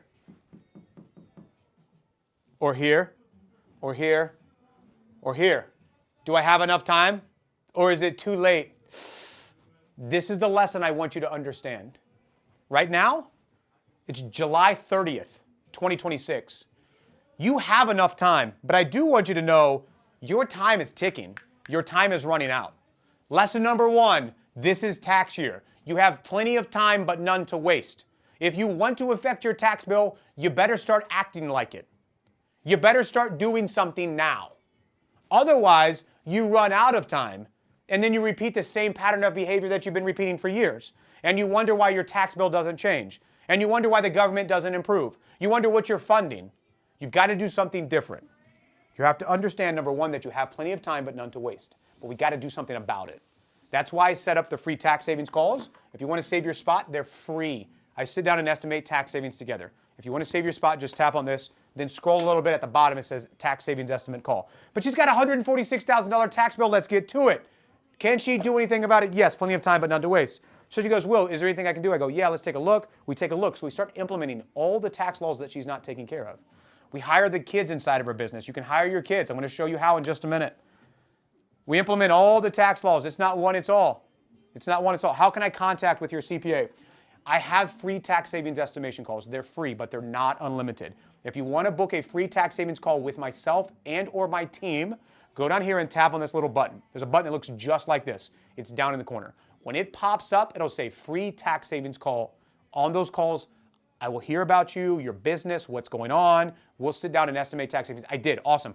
Once you save your spot, come back in the comments and say done. I do not have unlimited capacity. So if you save your spot, go do it now. So we implemented all these things. In conclusion, she had a big swing. $146,000 tax bill gone. We hired the kids in the business. We implemented the Augusta rule, on and on and on and on. When we did all of these things, her $146,000 tax bill, adios vamonos, it's out of there. She doesn't owe that tax bill anymore. Furthermore, as a business owner, she was making quarterly estimated payments. This is called withholding. She was sending in money, prepaying her taxes before the end of the year. Well, she got some, not all. She got some of that money back. That was a tax refund of $16,000. This was her previous tax bill. She no longer owes it. That's gone. In addition to that, she got a tax refund. The net swing is $163,000 cash. She's sitting on the cash. She calls me. She goes, Will, what do I do with the cash? I go, I don't know. What do you want to do with the cash? She said, you want to take me on vacation? She said, no, stop it. I go, oh. She goes, can I do the asset thing you talk about? I said, sure. So here's what we do. You ready? How do we get the money for the nail salon? You're skipping that part. Matt, whatever situation you're in, you're likely overpaying taxes. Her situation when she called me was she owned a nail salon. Matt, do you want to buy a nail salon? Is that your goal? What is the goal that we're talking about? The goal that we're talking about is maximizing tax savings. Everybody hear me on this in case I was confusing. It doesn't matter the situation that you're in, you are likely overpaying taxes. If you're overpaying taxes, would you want to know about it? Type Y for yes. Type N for no. Would you want to know about it, yes or no? The point isn't the nail salon. The point is that she's a business owner and she has access to tax savings. Nail salon doesn't give you any economic incentive over anybody else. If you're an employee and you want to maximize tax savings, we want to know, number one, that we're overpaying. Cool? Great point. Here we go. So she says, I got this tax savings now. What can I do with it? I said, what do you want to do? She goes, I want to buy assets. That's all you talk about. I go, yeah, it is. So we take her tax savings. We find a self-storage facility. This self-storage facility's asking price is $370,000. We take her tax savings. We use that as a down payment. We buy the self-storage facility. The self-storage facility is NOI. Everybody type NOI in the chat. NOI. It stands for net operating income. As we go, I want you to learn. So type NOI. Net operating income. Net operating income. What is that? You got a self-storage facility, you got top-line revenue. This is money directly from the customer. When somebody books a self-storage garage, they give you money for it. You take that money and then you pay all your business expenses. Electricity, utilities, property taxes, so on and so forth. That conclusion, that profit on the business is called NOI, net operating income. NOI is before debt. So she buys this self-storage facility with the tax savings as her down payment. She gets NOI, profit from the business of $41,000, but then she's got to get a little bit of debt. That little bit of debt chips away at the profit. Her net profit after all expenses from the business and all debt payments is $25,000 a year. So let's take a look at the total picture after the year was over. She takes tax savings one time. She uses that as a down payment to buy an asset. That asset gives her profit every single year of $25,000 a year in profit after all expenses. Tax savings one time into assets that pay you an income for a lifetime. Oh, Jimmy the Fish! What's up, Montana? Good morning, Jimmy the Fish. How many of you want to learn how to do this? Type Y for yes, type N for no. Tax savings one time into assets that pay you for a lifetime. What? That haircut. Dog. Appreciate you. Thank you. Oh, this is what we talk about all the time. If you want to learn how to do this, I'm going to dive deeper into step-by-step on this. If you want to hang out with us, just tap on the follow button. If you want to book a tax savings call with myself and my CPA tax team, I own a CPA tax firm. I'm in all 50 states. If you want to talk to us and estimate tax savings for free, I'm happy to do that, but I don't have unlimited capacity. If you want to save your spot, go tap on this, scroll a little bit. At the bottom, it says tax savings estimate. But let's get to the nuance. Let's get to the detail. Let me show you step by step what one of our other clients did. This is Ray. Ray's an employee, and Ray wants to buy assets. If you're an employee and or a business owner, and you want to buy assets, type A in the chat. I want you to pay attention. I'm going to show you what Ray did to his taxes and how he eliminated his tax bill completely. What? I'm going to show you live. I'm going to show you tax law. I'm going to show you IRS tax forms. We're going to go to the Schedule E, line 18. If you want to buy assets, this is something you could do. So let's take inventory really quickly. Ray's a full-time W-2 employee. He's not a business owner. That means he does not have business owner tax incentives. He's just an employee. There's not a lot for that. So he wanted to buy assets that produce income so he can buy back his time and quit working so he can spend more time with his family. And in pursuit of that, he lowers his tax bill.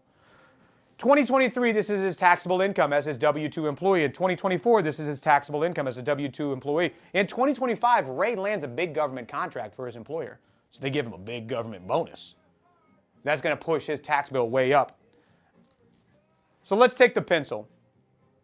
Everything above the pencil, hypothetically, is at the 37% tax rate. Thank you. So let's say that there's $100,000 there, and it's all above the 37% tax rate. That means that $100,000, Ray's going to pay 37% to the federal government. He earned, every 100 grand he earns, he gives $37,000 to the government. So what if that number is 200 grand? That's over $74,000 sent to the government in tax bills. What if it's 300 grand? Oh! And then in 2026, he expects his income to return to normal, regular levels. In what year is Ray really focused on trying to reduce his tax bill?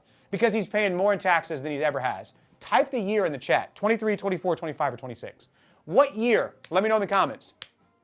23, 24, 25, or 26. What year? I'm going to clean off the board so we can come over here. Let me know in the comments, what year is Ray really, really hurting? 23, 24. Ray's a maniac. We call him Mr. Maniacal. 2025. What year? Everybody type 25.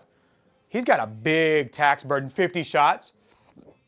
Look at all this money above the 37% line. Ah! What if he makes south of 100K a year? All good. I'll show you how.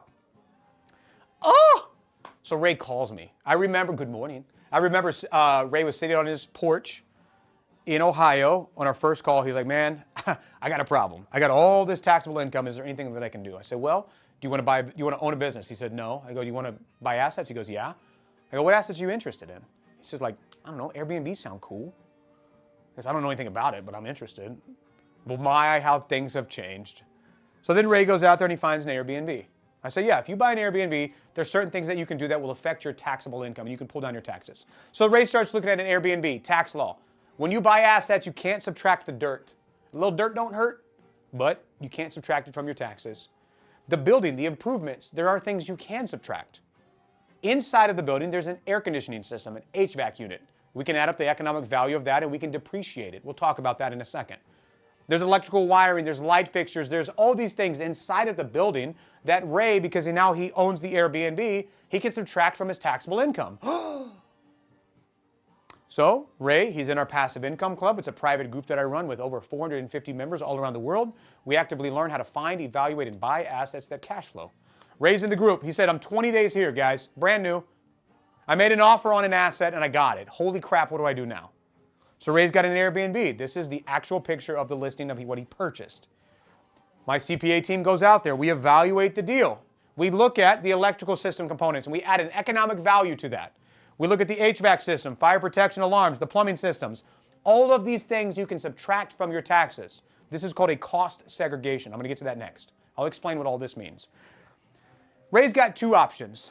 Option one, he can take this total amount, he can spread it out over time. Option two, what Ray decides to do is to accelerate this and take it all at once. What does that look like? Come over here. So Ray has a year one tax deduction available to him, if he chooses to, of $126,000. So let's say hypothetically Ray's W-2 income is $126,000. But then Ray buys this Airbnb, we do a cost segregation study, we add up all the things he can subtract from the first year of his taxes, and then Ray's going to have a deduction of $126,000 if he chooses to accelerate it and do it that way. 126 minus 126 equals what? Let me know in the comments. That number that you tell me in the comments is going to equal Ray's taxable income. What's up, boss? 126 minus 126 is what? I didn't pay attention in math class. I don't know. Equals what, Eagle? Midnight Dad, what is it? Blanks? 126 minus 126 means Ray's taxable income is 0. Huh? A 20% tax rate at his previous taxable income would have been a $25,000 tax bill. But because Ray bought an asset, accelerated depreciation, took it all in the first year, his taxable income is now 0. 20% times 0, I'm no math major like Sarah, but I think that's 0. Oh! Why would you want to do that? He saved $25,000. There's 25,000 reasons you would want to do that. Reason number 2. In the next year, Ray has $25,000 that he doesn't have to send to Uncle Sam. In the comments, what would you do with $25,000 in tax savings? Let me know in the comments. And then I'll explain it a little bit deeper if some of us are missing it, which is okay, that's normal. What would you do in year 2? Let me know in the chat. Good morning, come over here, let me show you. By the way, if you're new here, my name is Will. If you bought the property, it is depreciated but not tax exempt. Okay? Buy another asset, exactly. I just showed you how to save $25,000 and you're upset at me. What? Good morning. If you want to book a free tax savings call, I have a CPA tax firm. I'm in all 50 states. If you want to talk to myself or my team and estimate tax savings together, you can come down here and tap on that button. When that button pops up, just scroll a little bit and it says free tax savings estimate call. Cool? I don't have unlimited capacity. On those calls, we estimate taxes together. So usually I just have taxes taken out every check. So would I get that $25,000 back in taxes? Great question. Let's get a little bit into the weeds. Let's get into the weeds a little bit. How many of you have that same question that Thomas has? Would I get a refund? Type R for refund. Great question. Type R for refund.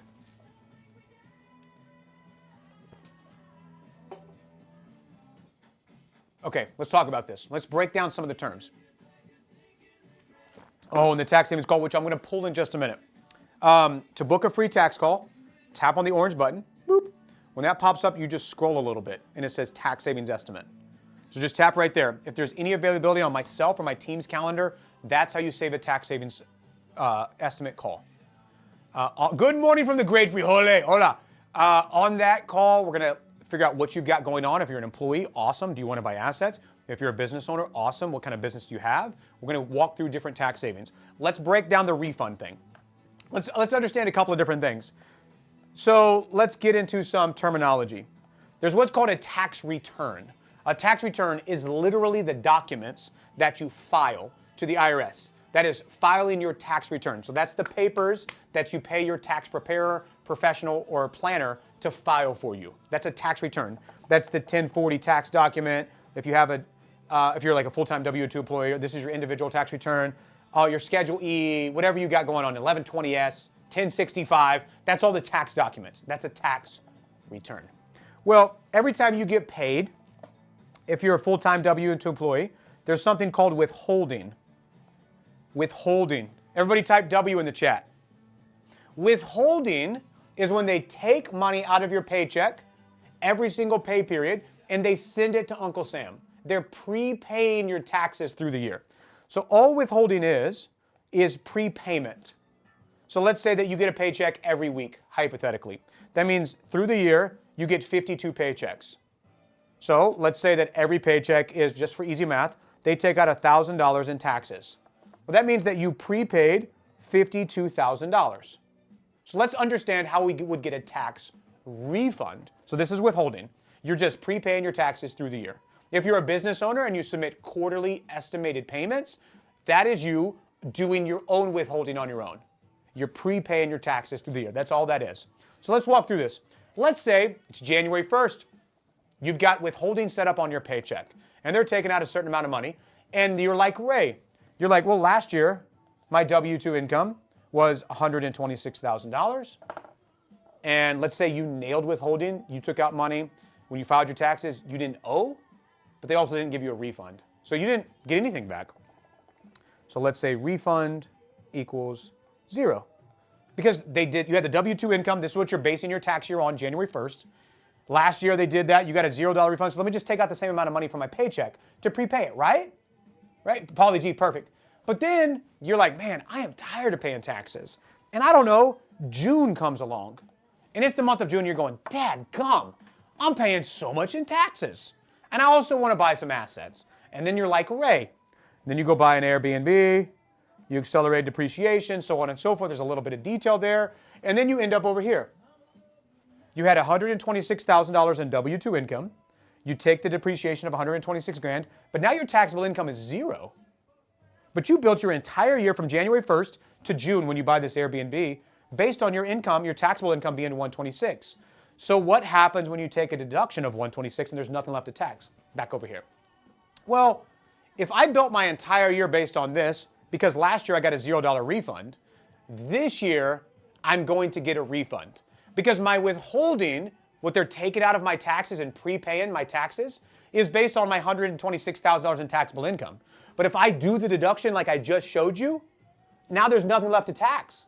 So then I would, in that circumstance, get a tax refund. Does this make sense? Type Y for yes, type N for no. Make sense? The beginning of the year, I was not expecting to buy an asset. June comes along, I buy an asset, which creates tax savings, lowers my taxable income. Got it? Yeah. So if they're basing, let's say, 126, Maggie, I got you. Let's say you're basing your year, January 1st, on $126,000 in income. You say, so people usually don't do it this precise, but let's pretend. Hey, based on the taxes that I'm estimating to do, let's withhold X. Let's say it's, let's call it $52,000, just for easy math, which means if I get a paycheck every week, we're going to take out $1,000 a week. But I go all the way to June and I buy an asset and I lower my taxable income, well, then I've withheld too much money. I don't owe all that tax. The IRS is going to know that. When you file, they send you a refund. Cool? It's getting a little muddy, but let me show you this. Let's go back over here. Here's what Ray did. Ray created a $126,000 year one deduction. I'm going to explain this a little bit deeper over and over and over again. So when you're an employee, if you want to buy assets that produce profit, you can buy assets and you create big deductions on a lot of different things. Let me show you the tax form, then I'm going to get to business owners, and then I'll come back to employees. If you're a business owner, type B in the chat. If you're a business owner, type B in the chat. And I'll come back to employees in just a second. But let's go to the assets, Schedule E tax form. Boop. Business owner. Okay, awesome. Check this out. So all I searched, just for the asset side, just to put this on a bow on it, I searched Schedule E tax form. So you can search this on your site too. I'm going to go to irs.gov. I'm going to open up the Schedule E. We go to the irs.gov website, and I'm going to open up this Schedule C form. Hola! Good morning, sweet face. Good morning. So we open up the Schedule E. This is a tax form. So if you owned assets like real estate, which is the example that we're talking about, this is the form you would file. Schedule E, rental real estate. So you can be a full-time W-2 employee, and you can buy real estate assets. You can have income from the assets, which is this. But now we're going to go to line 18, which is what we talked about before. I'm going to talk about it more. Line 18 is depreciation. Whoops. Line 18, depreciation. So let's break this down, then I'll show you an example. Let's come back to this. I'll come back to this on the second part of employees, but let's get to business owner. I just wanted to show you that this is real. This is the form. This is where you would put your numbers. That's how you would file it. And if you don't have a CPA or tax person teaching you these things, what are you paying them for? Respectfully. Respectfully. I said respectfully. I said respectfully. All right. For my business owners, let's get into a couple of things.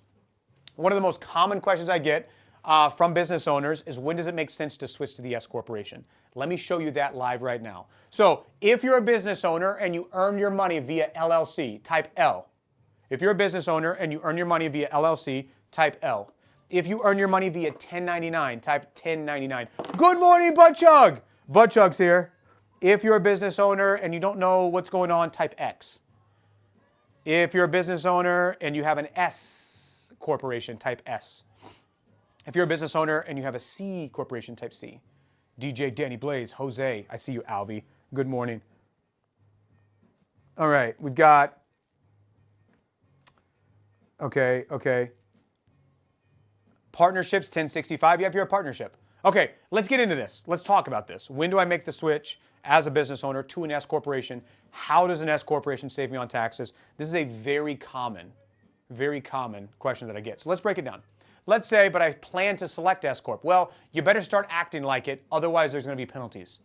So we got to get to it. Let me show you some of this stuff. Okay, so let's take John. He's a sole proprietorship, which means if you're an LLC, this is you. If you earn 1099 income, this is you. If you're not sure what's going on, this is probably you. We're going to compare and contrast that to the S corporation. Cool?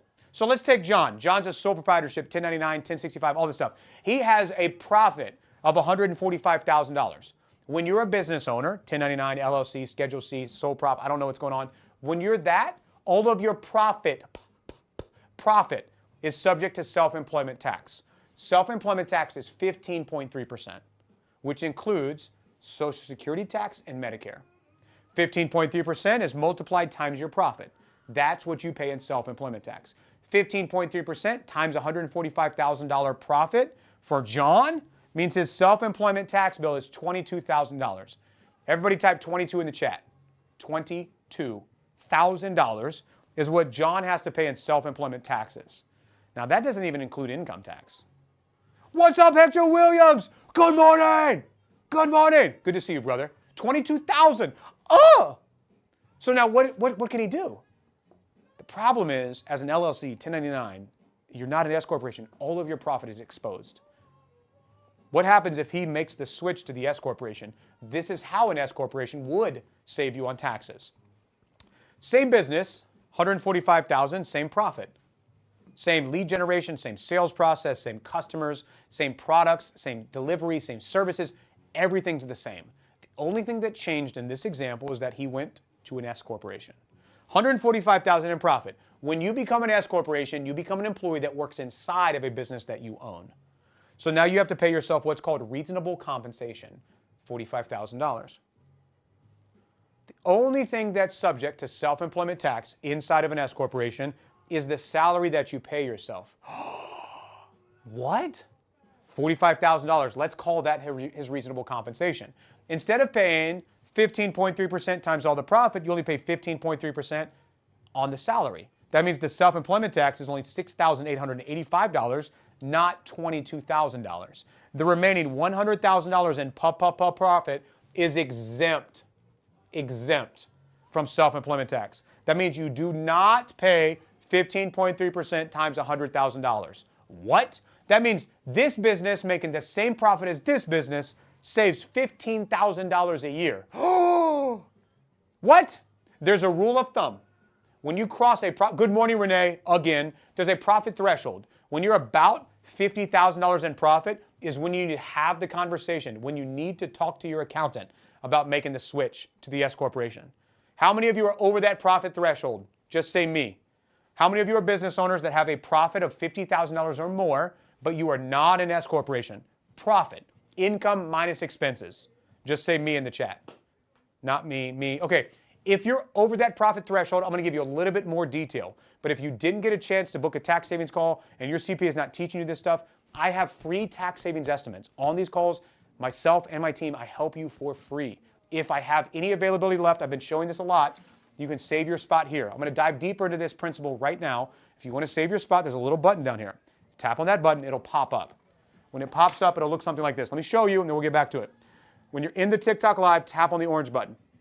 Boop. Scroll a little bit, and it says tax savings estimate call.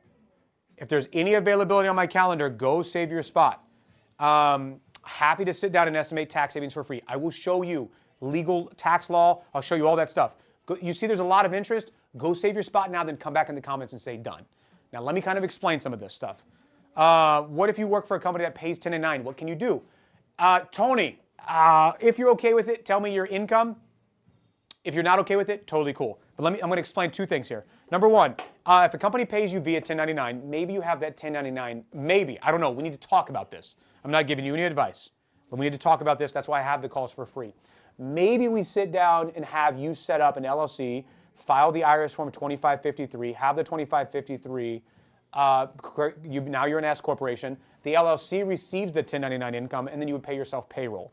At certain income levels, that would make sense because you reduce the amount that is subject to self-employment tax. Make sense? But let me show you this. Check this out. Side note, S corporation. I'm not saying you do this for this reason. I'm saying this as ancillary benefit. And then I'll talk about the tipping point. Why the $50,000 profit threshold? When you're an S corporation, you actually reduce your audit risk. According to the IRS's own standards, the audit rate for sole proprietorships and LLCs, that's a lot of you in the comments. The audit rate is 3.2%, bruh. Oh! That means every 100 people that file as an LLC or a sole prop Schedule C, 3.2 of them are audited. That is really high. However, according to the IRS's own data, can y'all see the citation? According to the IRS's own data, S corporation audit rates are low. They're 0.1. Historically, the lowest it's ever been is 0.05. Now, I'm no math major, but I did show my work. That means you reduce your audit risk. I'm not saying become an S corporation for this reason. I'm saying one of the extra benefits of being an S corporation is you reduce your audit risk by 96.4%. So now, why is there a profit tipping point? Why do most accountants say, wait until you get to a certain profit before you become an S corporation? Let me show you why. Here's the golden rule of tax planning. And very few accountants are out there actually doing tax planning. They do the bare minimum, they do tax filing. So the golden rule of tax planning is the savings of tax planning needs to outweigh the cost. Everybody in the chat say, duh. What? Duh. So let me explain this on the S corporation. The tax savings needs to outweigh the cost. Duh. Duh. The tax savings need to outweigh the cost. So when you become an S corporation, common sense, right? So when you become an S corporation, here's a couple of things that happen. When you file, this is why you need to be over a certain profit threshold. When you file your S corporation, let's say you're an LLC, then you file the 2553 form to become an S corporation. When you go to file your tax return, you have to file the 1120S tax document. Depending on your accountant's business model, they may charge you for that. In order to file your 1120S, you have to submit your books, which include your balance sheet and your profit and loss statement. In order to have those, you have to pay for bookkeeping software. That costs money. In order to have your bookkeeping done, you might have to pay a bookkeeper. I don't know your situation. All of these things are starting to add up in cost, aren't they? In order to legally be an S corporation, one of the first things they audit is if you're running payroll. If you're not running payroll, you are going to get audited and you're going to get penalties. So you have to pay yourself a paycheck. These are all new expenses when you become an S corporation. So this is why there's a tipping point. When you cross about $50,000 in profit in your business, the cost of becoming an S corporation, all the things I just listed, needs to be less than the savings. The savings needs to outweigh the cost. So about the $50,000 profit threshold in a business, that's an LLC, in a business that's 1099, in a business that is not an S corporation, that $50,000 in profit is about the time that makes sense. Cool? Does that make sense? Type Y for yes, type N for no. Okay, I'm going to do a last call. If makes sense, Y for yes, N for no. If you didn't get a chance to save your spot for a free tax savings call, go do it now. Tap on this guy. If I have any availability left, I don't know, it might be gone. If I have any availability left, you can save your spot here. Just tap on the orange bubble. Boop. Then when you're there, tap on tax savings estimate. Just scroll a little bit. You see how this thing scrolls? Go to tax savings estimate right there. Yeah, baby. Yeah. Awesome. What's better, sole prop or single member? From a tax perspective, it doesn't matter. What does a partnership fall under? 1065. But come here. Let me show you this. How many of you have kids and you want to learn how to hire your kids in your business? Type K in the chat for kids. How many of you have kids and you want to hire your kids in your business? Type K in the chat. Lisa wants to.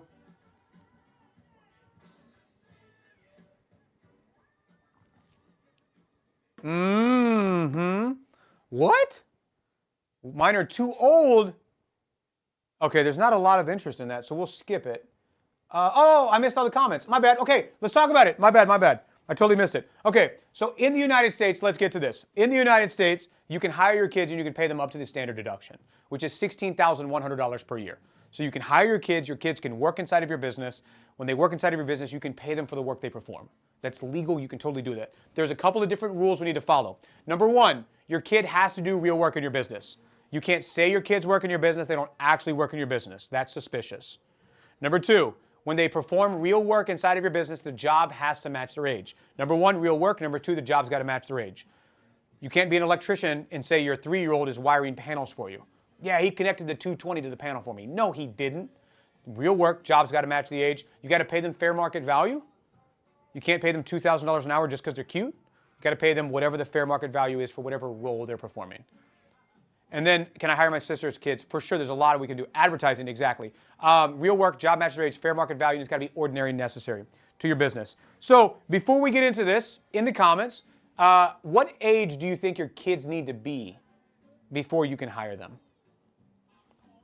What age do you think your kids need to be before you can hire them? Has anybody heard this?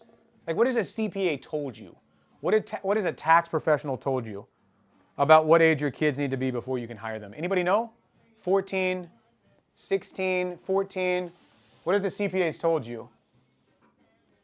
You ask your accountant, they say your kids got to be what? 12, 18 and above. How old do they need to be? What have they told you? Whatever age fits the job? Teddy, that's a great answer. Kathleen, you can hire your kids at any age as long as the job matches their age. Let's take inventory. If your CPA, if your accountant says anything other than the job's got to match their age, if they say, oh, they got to be 12, or they got to be 16, or they got to be, I want you to take your accountant to the grocery store. I want you to walk down the diaper aisle, which is what we're going to do right now. And I want you to look your accountant in the eyes, and I want you to say, Mr. or Mrs. Accountant, is this baby getting paid? Let me know, chat, in the comments, yes or no. Type Y for yes, type N for no. Do you think this baby is getting paid? Does Huggies pay the baby? Yes or no? Yes or no? Of course. If Huggies did not pay the baby, do you think that would go TikTok viral? Diaper brand uses babies for marketing and advertising, doesn't pay them. Oh, do you think they would be in trouble? I think so. I think a lot of boycotts would be happening. Oh my, of course they pay their babies.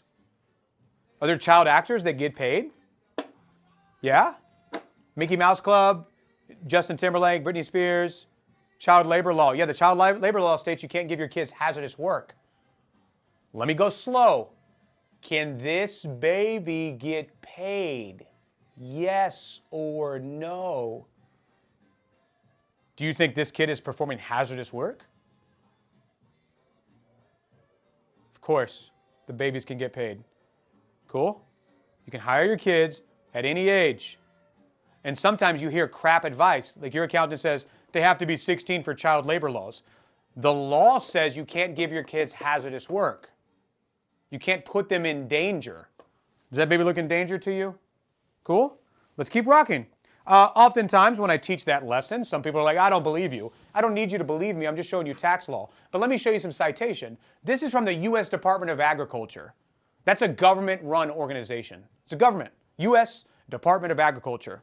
This is their infographic. Pop quiz. How old is little dude right here? Let me know in the chat. How old is this guy? U.S. Department of Agriculture hired this young buck. How old do you think he is? What do you think? 6, Maggie? 4? Probably 4? 5, 6? Yeah, something around there. 9? Man, I don't know, that's a little dude. Maybe he's 9. That's a small 9-year-old. 5, 4? Pretty young, right? Question number 2. What job duty is he performing for the U.S. Department of Agriculture? What job would you call this? Would you call that electrician? No. Plumbing? No. Welder. Is he welding? No, he's not welding. What job? Bean counter? No, he's not counting beans. What would you call this job? Advertising. I like Maggie's adventure. Man, autocorrect got you good. Advertising, marketing, modeling. You can hire your kids at any age as long as the job matches the age. If it's good enough for the federal government, the U.S. Department of Agriculture, if they can do it, you can do it. As long as you don't put your kids in hazardous situations. A lot of the times for our clients, my name is Will. I own a CPA tax firm. I'm in all 50 states. For some of our clients, our business owners, they own plumbing companies or air conditioning companies, a couple in Dallas and Arizona. They signed an NIL deal, name, image, likeness, with your children. So now the business pays the children to use their name, image, likeness on marketing materials, business cards, websites, wrapping, the truck. So when the electrician trucks are driving around and the family is on the side of the truck, the kid is getting compensated for their name, image, likeness. You can do this. And if you do this and you hire your kids, you can pay them the maximum amount, which is the standard deduction, $16,000 a year. If you were at 22% tax rate, 22% times 16 grand, that saves you in your pocket $3,500 a year. That's $295 a month ballpark in tax savings that you keep. What? How many kids do you have? Let me know in the comments. If you hired your kids in your business, you would save about $300 a month per kid just in tax savings, $3,500 a year. How many kids do you have? 9. 9. What?